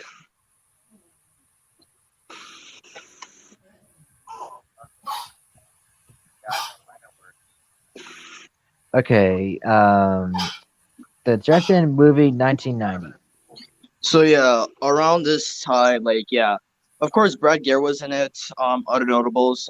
But around this time, Mel Blanc and the actor that played George Jetson sadly passed away during the filming of this movie. It was both half Mel and the actor and Jeff Bergman who took over for the movie. Wait a minute, Austin Powers was Mike Myers' idea? Yeah. Apparently, that's what Rose said. And yes, I do know that Judd that Touchdown voices Twilight Sparkle and Midnight Sparkle from Crusher Yeah, Girls. Yes, I'm aware. I have seen I the only movies, seen the Judd. first Austin Powers movie on Netflix. I've never actually seen the rest of them. Yeah. And speaking of Mike Myers, his name was originally Michael Myers, but he actually changed it himself in order to avoid confusion from the horror movie villain Michael Myers. I mean, just imagine that. Just imagine walking on by the streets, be like, "Hi, I'm Michael Myers." Oh my gosh!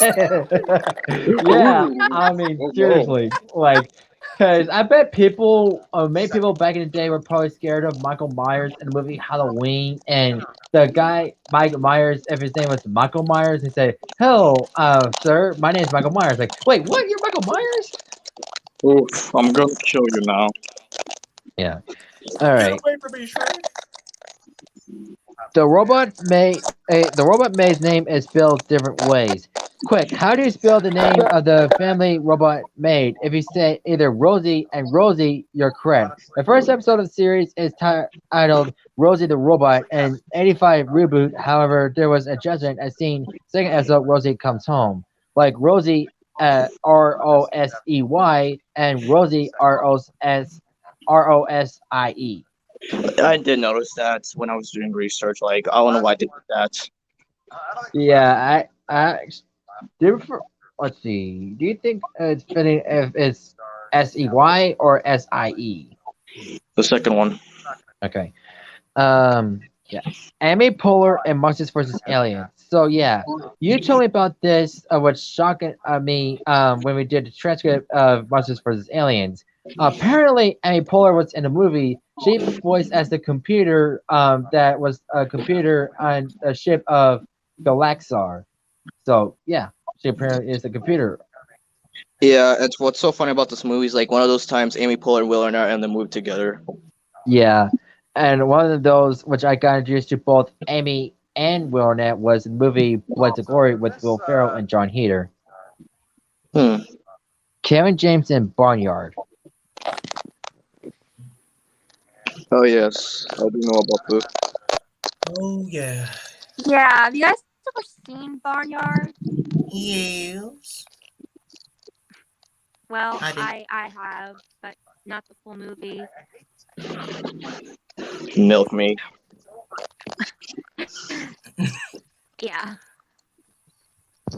Also, Courtney Cox from Friends, she actually voiced Daisy in the movie too as well. And Yeah. Yeah. Kevin James was actually from The King and Queen, so he actually did the voice of Otis. Mm-hmm. And Shano, she's talking about the movie, not the show. If she was talking about the show, she's put the full thing. Yes. Yeah, I was talking about the movie, not from the show. I mean, the show did actually have 2 seasons, so that didn't really last long. But wait, there's more. There's a mystery. Whatever happened to Otis's wife? Well, apparently she. Well, yeah. Who knows? Because nothing ever stays the same in animations, depending. He had a wife? Yeah. Yeah, Daisy. Yeah, Daisy, who was voiced by Oh. Tony Fox, and apparently he also had a kid. Oh. Right. Yes. They're not the same character. They're different characters. Hmm. I mean, I don't know why Daisy didn't show up back in the barnyard, but Abby, I mean, like, I don't know. Are those 2 characters actually sisters or something, or cousins? I don't really know. No, it never revealed that. So like, No, it's Like, just random yeah. thoughts that came up to me. But Mhm. Yeah. Okay, so Beetlejuice was original script was far less whimsical. Screenwriter Michael McDowell's original script was far darker than the final script, which was rewritten by screenwriters Larry Wilson and Warren Scarron. Originally imagined Beetlejuice as a winged demon whose human form was that of a small Middle Eastern man, and his plan for the deities was more about rape and murder than mischief and marriage. Also, the Maitland's car crash was far more gruesome. Jesus. Yeah, that is crazy. And I actually saw the Oh yeah, Beetlejuice movie Beetlejuice. once. Oh yeah, I've seen the movie. Nobody say It, his It's name actually one more awesome. time. it's really good. Yeah, I'm actually thinking about doing a cast or something for Beetlejuice, my own version. Yeah, I was gonna cast like Jack Spicer from Shaolin Showdown as Beetlejuice himself, in my own cast. Just to be honest.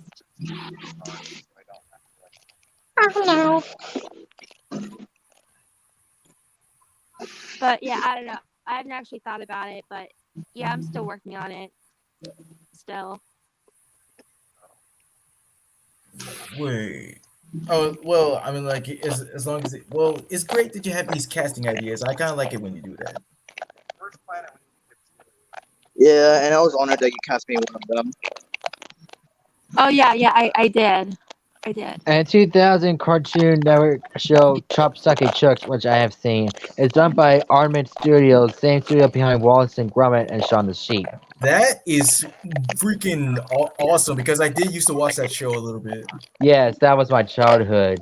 But Yeah. many people didn't like it because they thought it was like racist. Well, when it came to the character, especially with what was it, Chucky Chan? Like supposed to be Jackie Chan and stuff.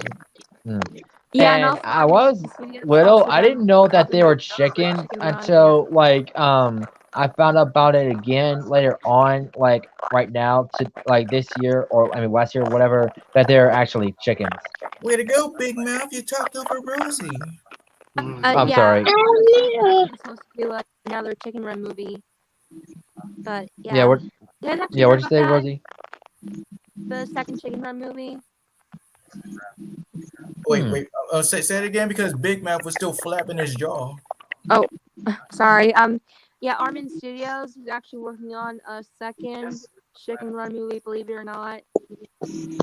Get out of here. Huh. Yeah, That would be unlike interesting. the original voice actors for Rocky and Ginger, they're not actually returning to be the voices of Rocky and Ginger. Oh. No, they're actually going to be played by other actors. Like Rocky, for example, he's actually going to be voiced by the guy who did Flynn Rider and Tangled. Ooh. His name though. That is actually an interesting fit for Rocky Road, which is the guy in he's a rooster in Chicken Run. But anyways, that's pretty interesting. Beetlejuice playfulness and music. Tim Burton wanted Warren Scarron to bring some playfulness and music to the script. Part of the rewrites of Warren include specific music suggestions, like Lydia lip syncing to Percy Sledge's "When a Man Loves a Woman." The final film substituted R&B songs for the calypso music, like Harry Belafonte's hits "Dale" and "Jump in the Line, Shake Sonora." Hmm. The cast of Ed and Eddie were in X-Men Evolution. Yeah, so like just the three main cast members, like Tony Sampson voiced the Berserker, Samuel Vincent voiced Forge, and Matt Hill voiced Alex Summers. That's it. Yes, thank you for that from like Stacey presentation episode of Eddie and Eddie. Yes. Yeah.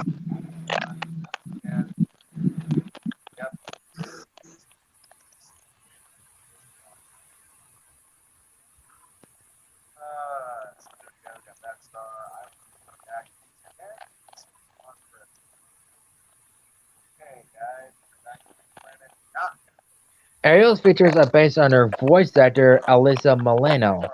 During a 2013 appearance on Wendy Williams' talk show, Alyssa Milano told the host that animator Glenn Kane created Ariel in her likeness. He used photos of the actress from when she was younger to perfect Ariel's facial features. But Milano said she didn't know she was the inspiration behind the character until the company asked her to host the making of Little Mermaid. Are you sure about that? That's what the fact thing said. Yeah, even though she might have been voiced by Alyssa. Oh wait, even though before they get into Jodie Benson, did it say before Jodie Benson was cast because that's her true voice actress? Oh, okay. Jim Duh. and Jimmy was a Steam Universe and a parody. Wait. Yeah, I've actually seen that on YouTube. It actually features the crystal gems, like this Ed and Eddie animation parody. Gem. Yeah. Guess what? Oh yeah, so I always talk about this episode ever since it came out. It's like, yeah, with all the like some of the villains like returning, especially with Dennis. Look, this time he was voiced by Clancy Brown instead of like Alec Baldwin. Other villains that returned in this episode was yes, the Earthworm, the Telltale Strangler, Doodle Bob, Stick, Vince Whitler. Let's see, Doctor Negative. That's basically Squidward, Madam Hagfish, Nosferatu, Gordon, and Dan. That was voiced by Stupid Semi. And fun fact, a video game character actually made their debut in this episode. Yes, which I didn't play the game. I have heard of it. I forgot what the dude's name is. His name is Prawn. That was voiced by Doug Lawrence. Right. Yeah. Let's see. Also, the Robot Mantis, the thief from the SpongeBob movie that told like the guy to get out the car. But yeah, I thought it was a really interesting episode. I just wish they could give the villains like more like time to voice, but no.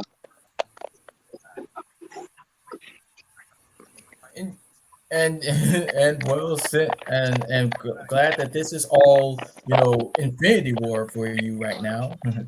Well, yeah, it's kind of is like especially when I heard Dennis's voice, I was like, who was that? I was like, oh, it's Clancy Brown, because usually with sub characters, it's either like Roger Buffett or Thomas F. Wilson.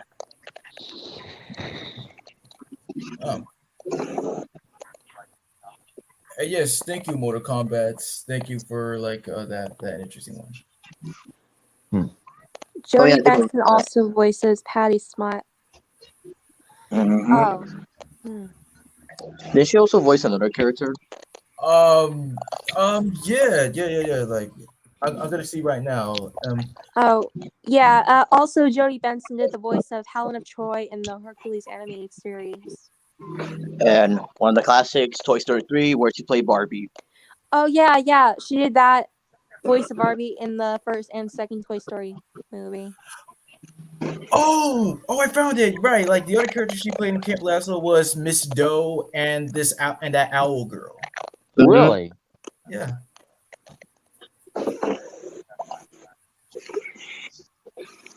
Wait, who's in it? Oh, it's Spectacular Spider Kevin. Oh, hey guys. Hello, Kevin. Hi. We meet again. Hi, Kevin. Hi, Kevin. Kevin. Kevin. Oh, you're making Hi, the sponge. Kevin. Bugsy, you're making the SpongeBob joke, aren't you? Yes, Hi, Kevin. Hi, Kevin. Okay. Let me try Kevin, and I'm see your if I biggest fan. let me try to see if I can find a picture of this character. We meet at last. Remember, I'm gonna put some dirt in your eye later, Kevin. But anyways, how are you, Kevin? Good. Pretty cool. All right. Tom and Jerry have a cocktail named after them. So, traditional critics. They do? What? Oh, wait Yeah. a minute. Yeah, I do know about this. They first referenced this in Roseanne. Yeah, I heard about this. Oh, really? Yeah. Well, let me read this back then. A traditional Christmas cocktail in the USA was named a Tom and Jerry. It was made this from would be- eggnog and rum. The cocktail was invented by the author of the book Life in London, Piers Egan. Really? I did not really know that. Me neither. Tom and Jerry was one of my favorite cartoons ever growing up. I did not realize that they made a cocktail out of them. I mean, about them. Yeah, there is one. I mean, That that's is pretty a interesting. familiar reference to like the Flaming Moe, like from The Simpsons. Like Homer actually created the Flaming Moe, but it was actually the Flaming Homer original. But yeah, I don't know what I got that from like the third season of The Simpsons, which I've also seen the third season growing up. But yeah, my parents didn't really allow me to watch The Simpsons, but I kind of did. Yeah, me too. I also had like a Simpsons phone or something, but yeah, it was actually Simpsons chair phone, which got Homer on the chair. Okay, what you got? Dan versus modeled their characters after the actors. You misspelled there. Oh, okay. I'm sorry, but either way, yeah. The reason I brought this up because I was watching Dan versus 2 days ago, which, if you any of you've seen the show, it's a really good show from like when I used to watch it on network. I did. Yeah. So like Curtis Armstrong who voices Dan, like yeah, he was modeled after him. They totally voiced it. Chris was modeled after him, especially with the teeth gap. Yeah, it's a nice little attention to detail.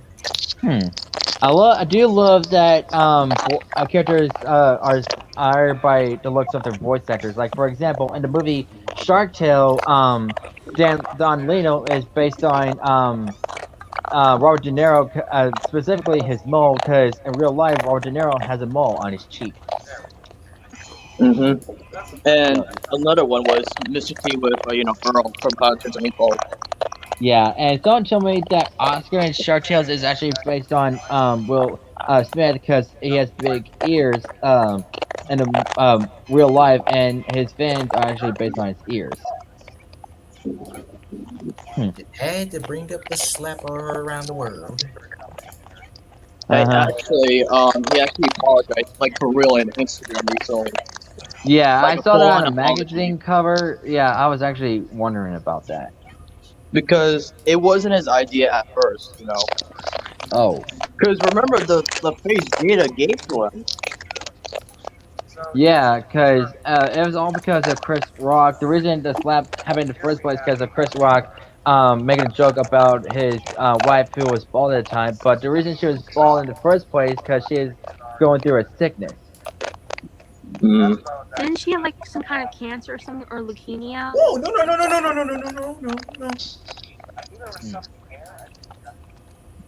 don't know why I said that. The Simpsons did a parody of Snow White and the Seven Dwarfs and also Lady and the Tramp.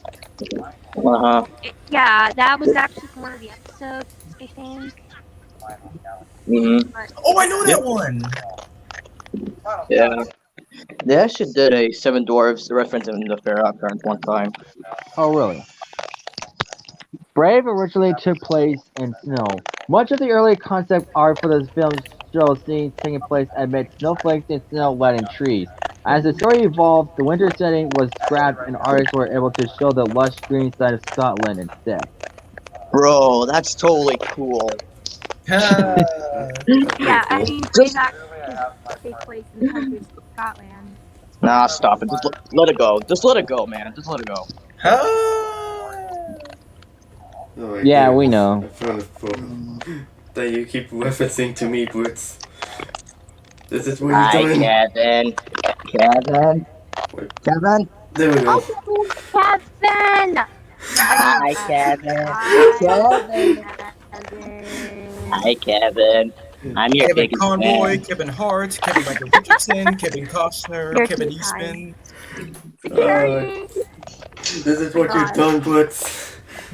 Touch. Don't touch. Touch. Don't touch. Don't touch. Want to follow you around? And now it only hurts when you touch it.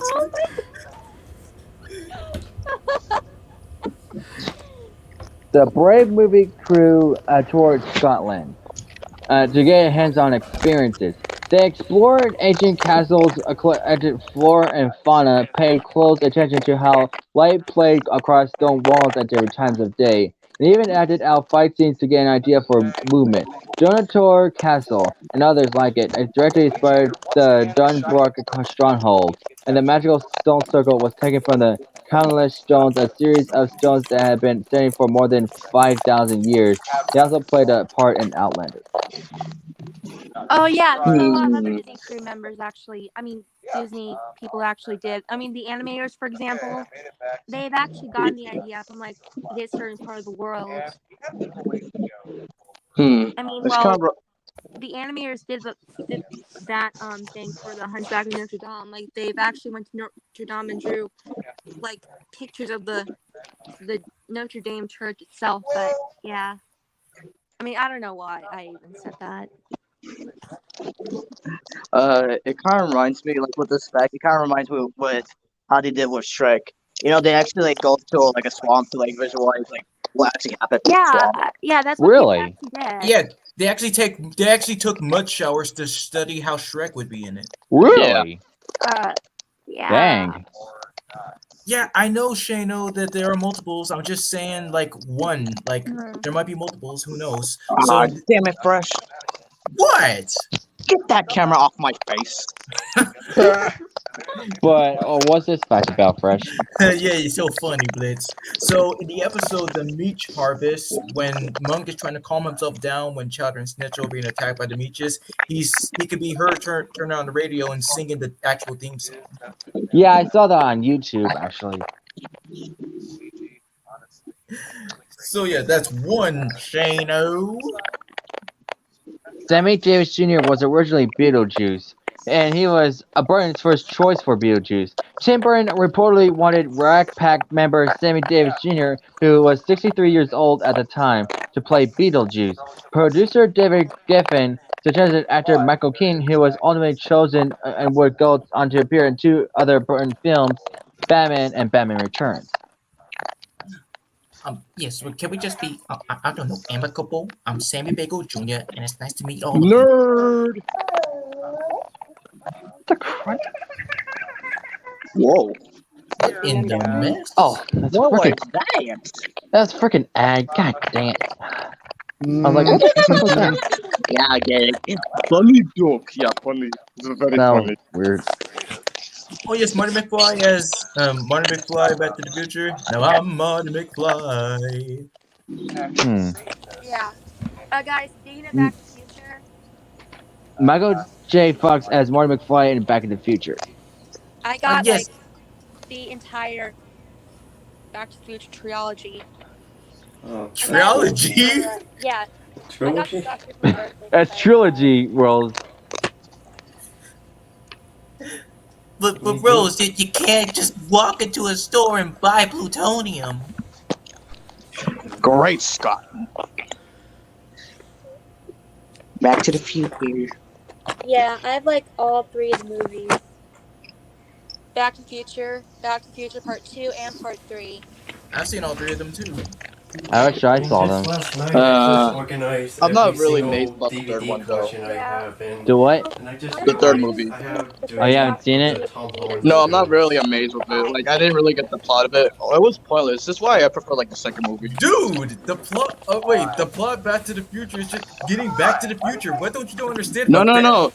But why we doing it like in the the old cowboy days? Oh, well. Like that. Because with the first one, yes, we get it. The second one was like the best of all of them.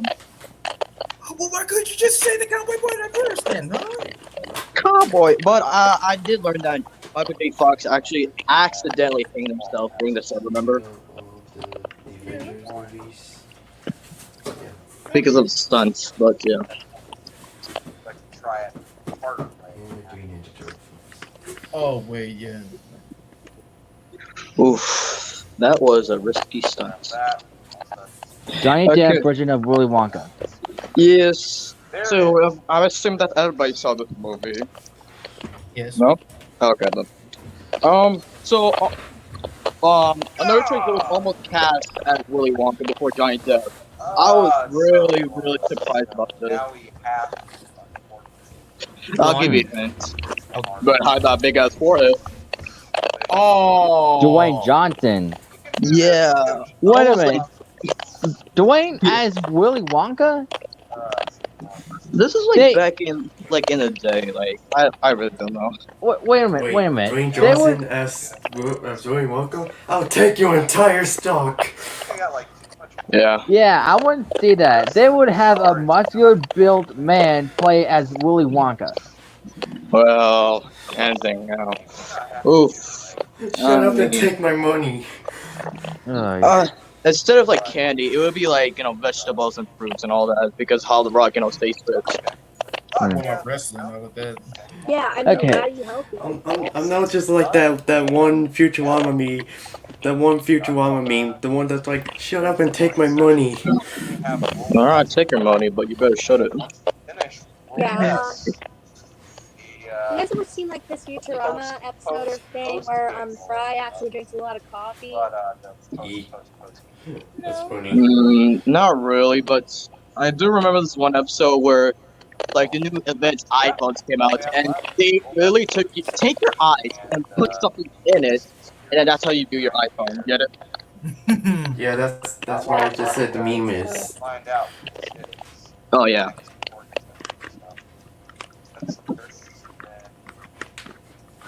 A happier ending for Beetlejuice according to test audience. So they encouraged a happier ending for Beetlejuice. Test audiences responded to Keaton's green-haired ghoul so well that Burns' team went back to create an upbeat epilogue that featured Beetlejuice hassling a salt and half woman before being hexed by a witch doctor. An earlier draft had him stuck in the Maitland's model town and plagued by sandworms. Only 12 more green stars to get. There are other power What is this, stars. Tremors? We're going to find out more about that. Merida received a makeover which was outrageous. Maria.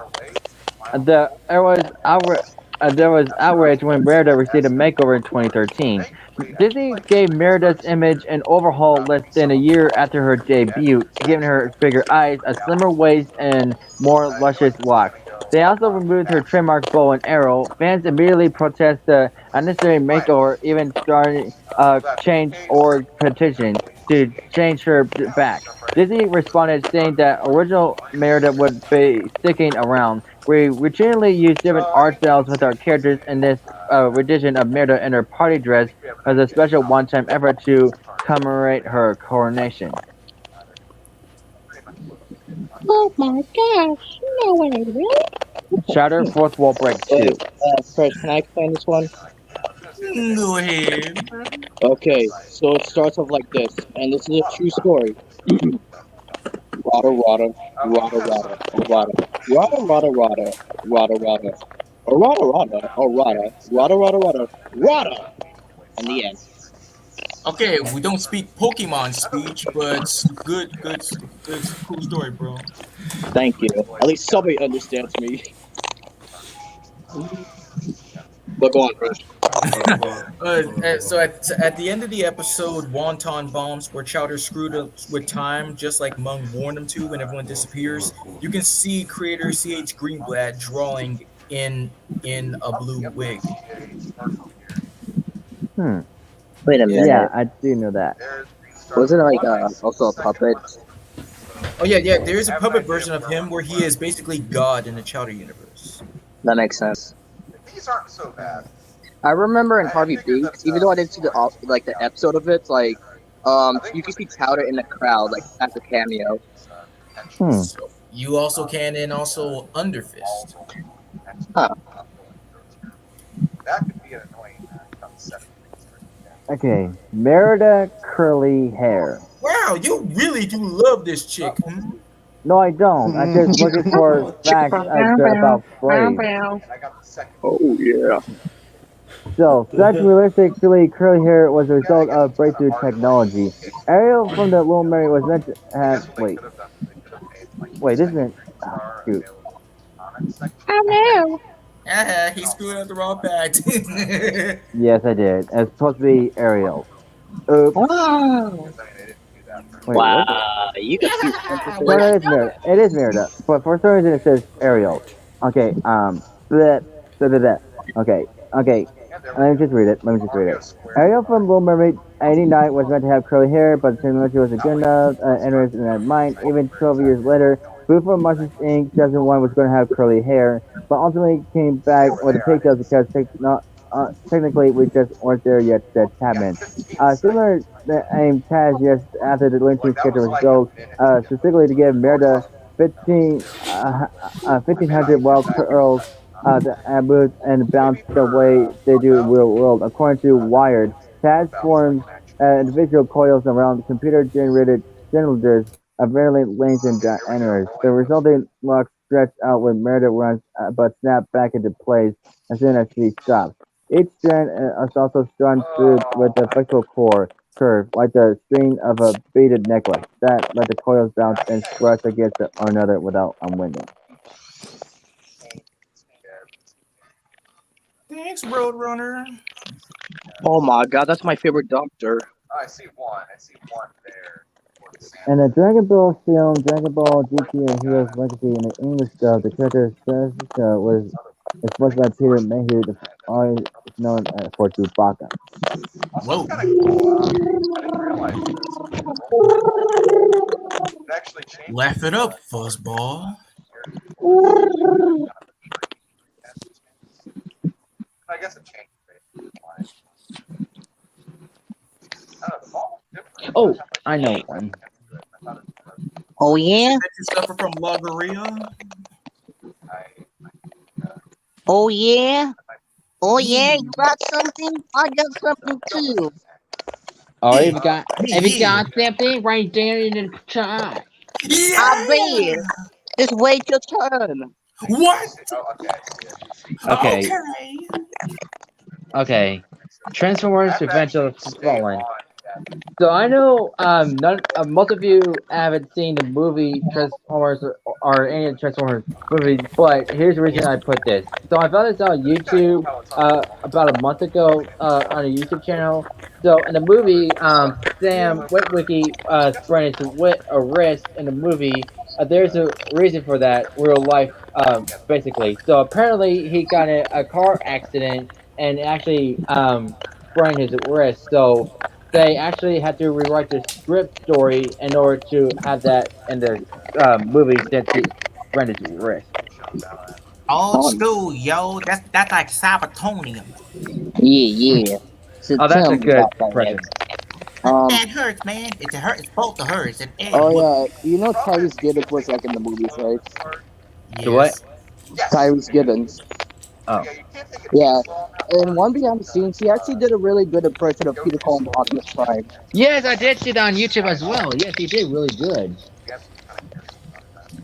Okay, I'm glad I got that one. Leonardo y'all might say DiCaprio that as this is- Spider-Man. Y'all might say this is bull crap. Oh, what the hell? She did that thing too fast. Oh, I know this. I know this. So before Tobey Maguire was like cast as Spider-Man, it was Leonardo with with a different like director at the time, not Sam Raimi. But they didn't like the idea, so they went with Tobey Maguire. Even though Tobey and Leonardo were childhood best friends. Oh my Yeah, god. yeah, yeah. It was originally supposed to be James Cameron R-rated Spider-Man film. Yeah, and it was supposed to have darker scenes. Mm-hmm. And I know this. I know I'm a big fan of Spider-Man. That's all. That's all I'm just gonna say. Yeah, and speaking of almost castings, for the same Raimi Spider-Man 2, before Alfred Molina took, Doc Ock, it was supposed to be Robert De Niro.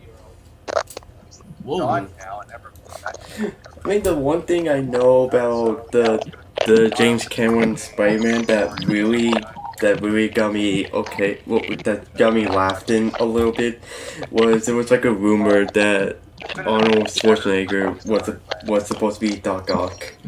What? What? Yeah, I mean James Cameron directed Titanic. Yeah, For but the Terminator as Doc Ock, that would be funny as heck. Spider-Man, come back here. The power of the sun in the palm of my hand. Okay. I'll be back for more. And the movie, Pokemon movie, Arceus and Shield of Life. Arceus was originally going to be voiced by Vincent D'Onofrio. Thank you. No joke that this was confirmed by voice director Tom Willen. Actually, I have no idea who Vincent is. Okay, so listen, he was in movies like Full Metal Jacket, and he was Kingpin from Daredevil. Oh. He was also in Jurassic World. Interesting. Yeah. Well, I actually have seen this movie, Pokemon Arceus and Shield of Life once. It's really good. Patrick Stewart as me to confirm. No, I'm just kidding. That would have been funny.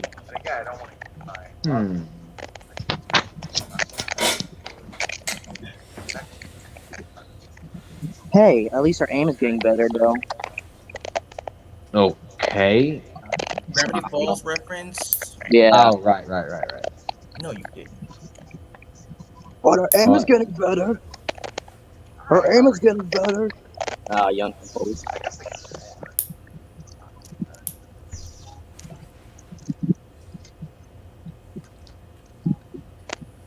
David James Cameron, the greatest pioneer, no budget too sweet, no seat too deep. Look at that, it's James Honestly, Cameron. Galaxy. I believe without the deep, little feeling so deep. Baby, we just keep Is it like when you're drunk? This is the end. Wait, I made wait, it who? all the way to the Anybody got Is it something? like when you're drunk? Oh, I mean, like not. I mean, like I don't know how it is. Like you got it. Like No, reference.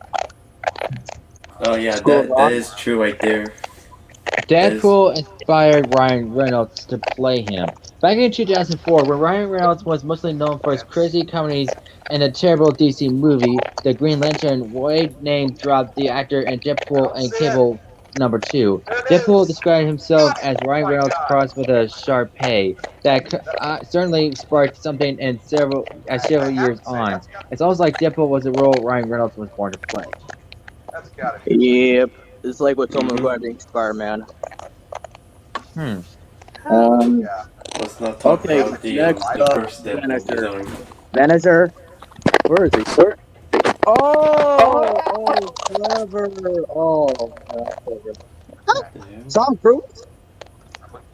Also, Rachel Lewis, the voice of Misty, wants to confirm that Ash Ketchum was originally going to be voiced by Tom Cruise for the current first movie. Say what? What, did Ash go to puberty already? Like, shit. Excuse me, what? is Tom Cruise on a Pikachu now? Oh, brother. Same time, I was actually also watching. Yeah, I don't see Tom Cruise as Ash Ketchum at all. Here's the first one. Probably Giovanni, but not Ash Ketchum. Oh yeah, Giovanni would make sense, but Ash, no. No, dog, no. Not playing. Heck no. Nah, dog, I really don't see it. You see? You feel me? And yeah, see, you got the same problem. See, yeah. Yes, sir. Yes, sir. Okay, this is Bugs Bunny. okay. That was And yes, what? Mystic Trials is done. May women provide the voice of Batgirl in the first generation of DC superhero girls. I do know about this.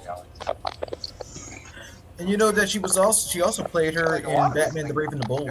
Yeah. Yeah, I know. Are we talking to Rosie about that? I know you know, Yeah, because she knows. Don't have to play Silver Stars. It should be a lot easier. A lot faster. Yeah, Mae Whitman. She also did the voice of Amity in the Owl House. I know she voices Amity. Don't be rude to her. Let's see here. I got introduced to her in Johnny Bravo. That's where I mostly got introduced to her. I guess I got introduced to Johnny Bravo, but there's another cartoon. I don't know. Same as yeah. Oh yes, go ahead. Bring it up, Blitz. Hell yeah. Chum Chum original voice. So But you all wasn't know that originally Nick Funny, huh? Yeah, it wasn't originally Nick Funnerman, but it was part of the show. But before the show, they had this thing. First, you might know what it was called. Yes, it was called oh wait, what was it called again? It was what was it? Oh yeah, cartoons. Yeah, it was basically before getting new cartoons and Nickelodeon, they had this thing called Oh Yeah Cartoons to test if people would like the cartoon to be an official show. So for Fatboy Chum Chum, this came to be true. But in the let's see, in that one episode, Chum Chum was voiced by Nancy Cartwright. Oh. In the pilot. Yeah, it was Yeah, in the it was a pilot. Yeah, but David Hornsby remained as Fanboy and was his first voice role. Let's see here. Oh yeah, the reason they chose this show is because they overflowed another show. So yeah, as you all know, Rich Time was not originally supposed to be in Cartoon Network. It originally got picked up by Nickelodeon, but they turned it down again. Oh yes, I heard that.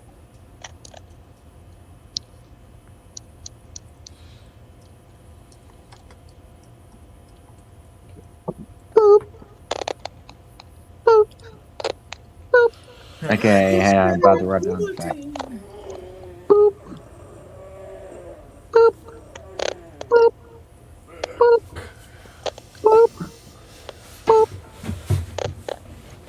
Put that cookie down. Oh my god. What? Let's say it again, please. Put that cookie down. With the Dollinator, though. It was actually a really catchy song. Yeah, That's all I'm doing. Put the cookie down. Steven Universe was the first animated LGBT Cartoon Network show. That is true. yes. Makes sense. Yeah, I mean most of the characters are crystal gems, so they're actually lesbian space rocks. Yeah, like and actually Garnet, played by Estelle. thank you. She's actually a lesbian in real life, which I did not know about. Yeah, I did not really know that about her. Although, Yeah. I do love Steven Universe. Wait, isn't Rebecca Sugar like isn't she um she's She's a woman for sure, but we got that. oh Yeah, right, isn't she she is. bisexual? Yeah, Oh, I she's knew. Oh yeah, she is. she's I actually knew bisexual? that about her. Yeah. Huh. Well, I know she's married to a man, but I didn't know she's bisexual. Yeah. I mean, And she has a really good singing voice. Yeah, I mean she did give her heart and work out to Steven Universe. Yeah, and she actually Oh. made an appearance in a Christmas episode of Amphibia, where she had a character based on herself. Yeah. Also, I have a question for you guys that is Steven Universe related. What? How did you guys react to when Rose Quartz was actually Pink Diamond? Well, I didn't know about this. I didn't see the episode, but I heard it on YouTube or something like that. I was like, wait, what? And it actually makes sense because if you look closely, Rose Quartz and Pink Diamond both have the same lip, so it is a confirmed. I think they Yeah, were theorizing also- about that. Oh my god. Also, I was like totally shocked when I found out about that secret. Also, I actually seen the episode where they show how Pink Diamond was killed. It's actually Pearl as Rose Quartz and Rose Quartz as Pink Diamond, and she faked the death and so on. So they planned it. Yeah, That's So what I found out about. yeah, that's a blitz. I'm pretty sure it'll come back, but I'll go ahead and talk about this fact. Hero Boy from Polar Express is played by 3 actors. The main character of the Polar Express, Hero Boy, is a young kid, so it wouldn't make sense for Tom Hanks to play him in full. The Oscar-winning actor did participate in the portrayal of the character, though performance captured work. However, but then was joined by then child actor Josh Hutcherson, The Hunger Games, for additional motion reference. The voice of Hero Boy was provided by another child actor, Jill Sabera of Spy Kids fame. Yo, Captain Big Head, let Blitz in. Okay, I need to. Wait, what the? More than Big Head if you seen that movie. How the heck did that happen? Spawn help.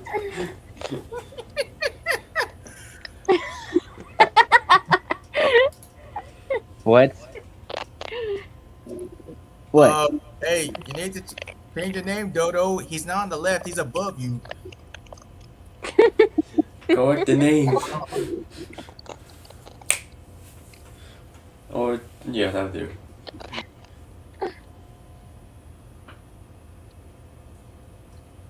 And Not- shift. Shift. Oh, Shift I know what you were saying too. Grown up. and shift. Wait, are we looking at the tree? Yeah, let's go back to the tree.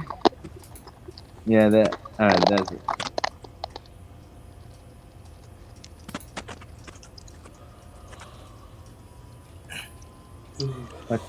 We're waiting. And oh yes, ogres are onion. Ogres are like onions. Okay. Yes, they Rosie did are. that. Fine, something. Yeah, they have layers too, but yeah, I don't know why. It's just a random thing from Shrek. Well, he did explain that why they are layers. Because but Dougie was trying to say like they're stinky, they're or something like that, and he said they have layers, and stuff. So wait, what? He said that's not me. What do you mean It that's wasn't not you? me. Like he's saying that he's not Shaggy. The Oh, singer, it wasn't me. Or the rapper. I mean, like he's a rapper. it's fine. Movie watcher. And we mean he said that's not me. So You got the wrong guy.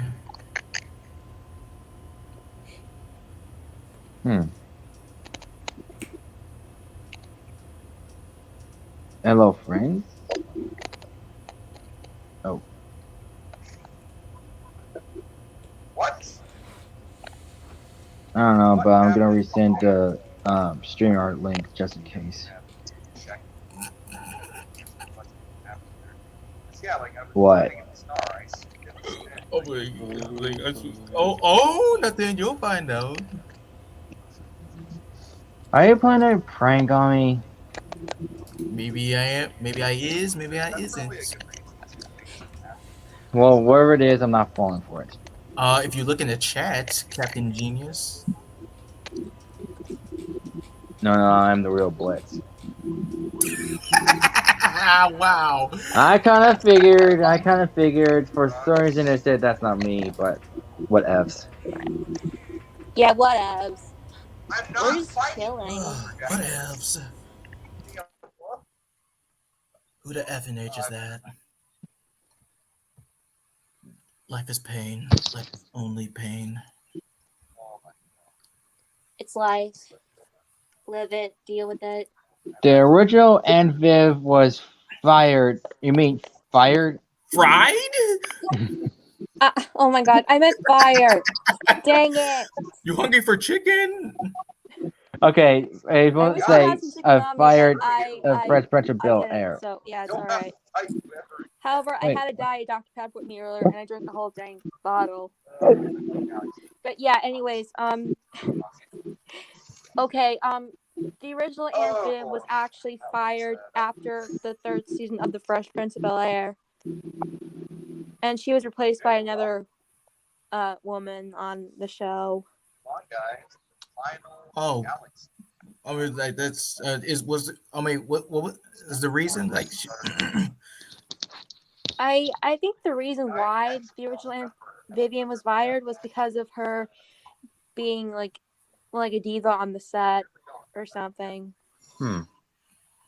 Yeah, she was actually kind of like mean to Will Smith. She was like, "Hey, this is my show, deal with it." But then he was like, "Oh, I don't know oh heck no." why." But yeah, she was actually replaced by another Finally. actress, Daphne Reed. Daphne Reed Maxwell. She was actually replaced. So what happened So- there, Blitz? Well, I was trying to tell you that wasn't me. Oh, so that wasn't That you was- actually? No, Wait. I was in the chat the whole time. Oh, Oh. so someone was pretending to be you. Yeah. I guess. Who would It's like you want have- to be me? It's I mean, like you have like a twin brother or something, or a clone. He's got I an am. evil twin brother. His twin brother with his name spelled backwards. His name is I Glizzy. figured for that. Dang. Let's see. Well, Robert Downey Jr. voiced Tony Stark in the Iron Man movie tie-in game, but Iron Man in the same game was voiced by Steven Stanton. Steven. That is Steven. true. I don't know who Steven is. Dude! Yeah. Sleepy what's up from the with that? 70s. Right. Jesus Christ, and they say I need help. Well, you need a little bit of help, and Christian needs more Jesus. You're dang right he does. Okay, that's not right.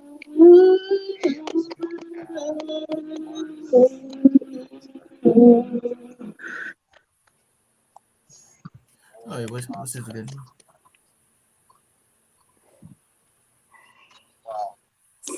Dang, what? Okay.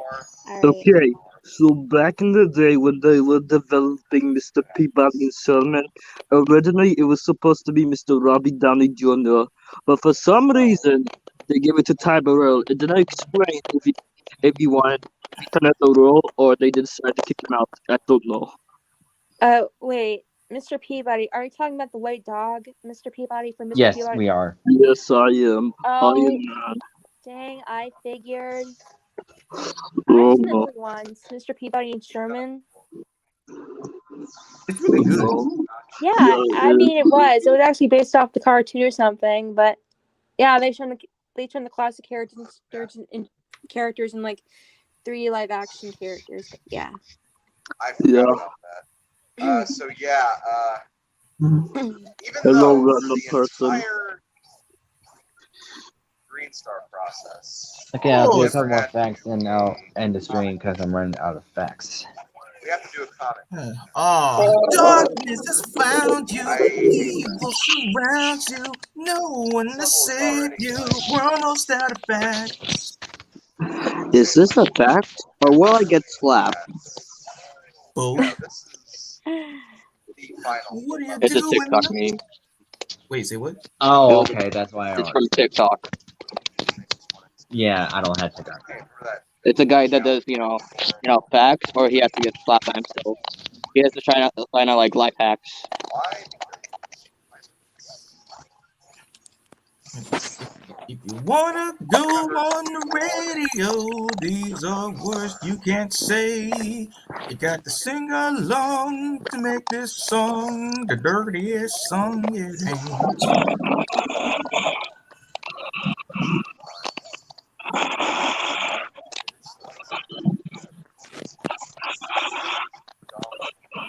Come, Wi-Fi work.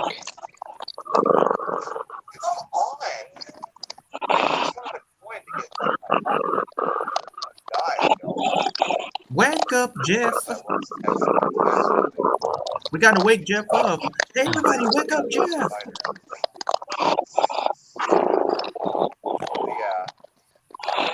Cat Dog was a crazy What's feed. going on right now? Why am I hearing noises from Footsy's voice?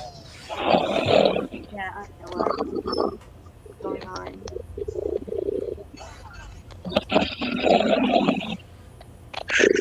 You sound like a broken lawnmower. That's a demon.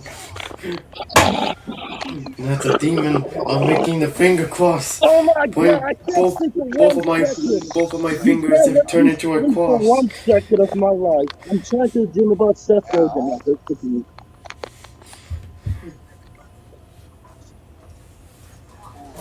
I know exactly. I'm grabbing both of my pencils. I'm making it into a So cross. what they want me to do is they want me to wall jump off the red.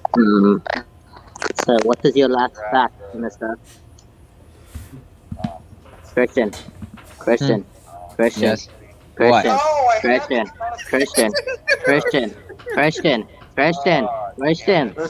Christian. You have the audacity to mute me? How dare you? What is it, Bless? Hi.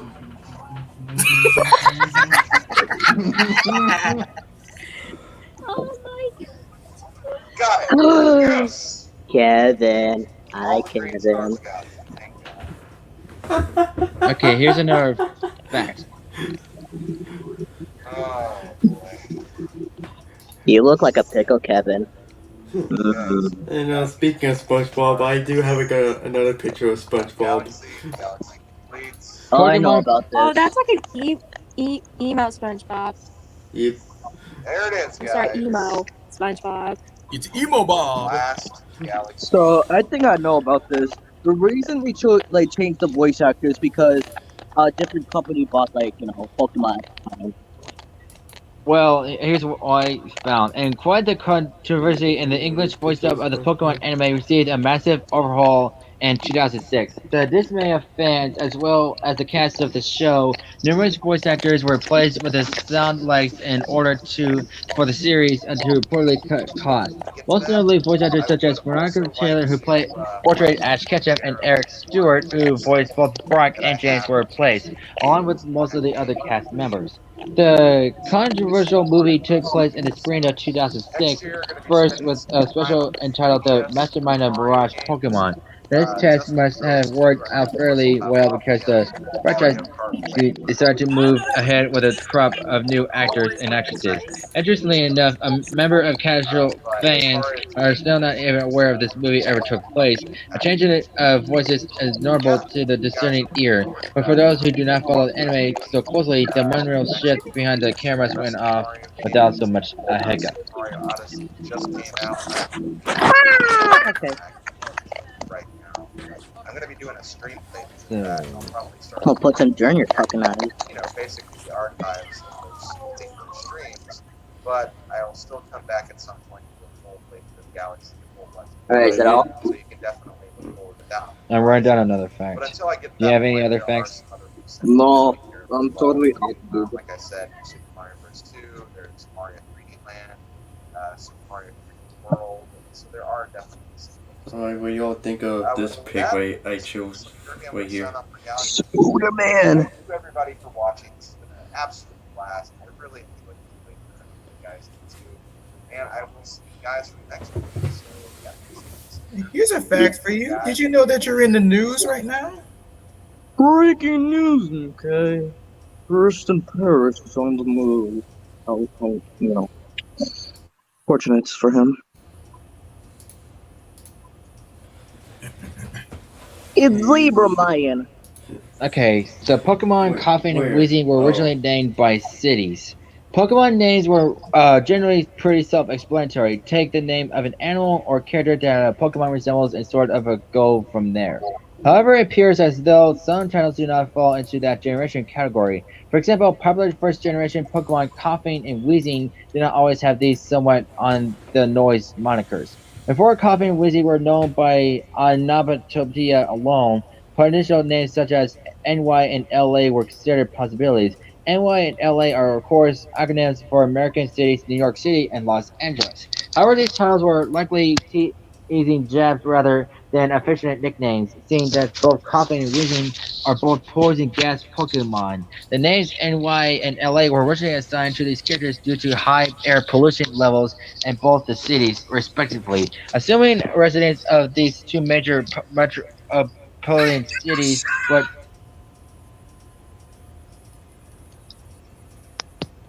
would not likely appreciate the reference. The two names quickly changed to Coughing and Wheezing Head franchise released in the West. Okay, that's something I did not know about Pokemon. Yeah. Alright, now I'm going to end the stream. So, yeah, I think it turned out pretty well. Yes, thank you for the Yeah, funny moments that will now feature in the It's next actually compilation. awesome. Yeah. Anyways, you guys have a great day, and I'll see you next time. I'll put up a poll to vote on which stream you want to see next Sunday. So, you guys have a good day. Bye-bye. All right. Yeah. Thanks.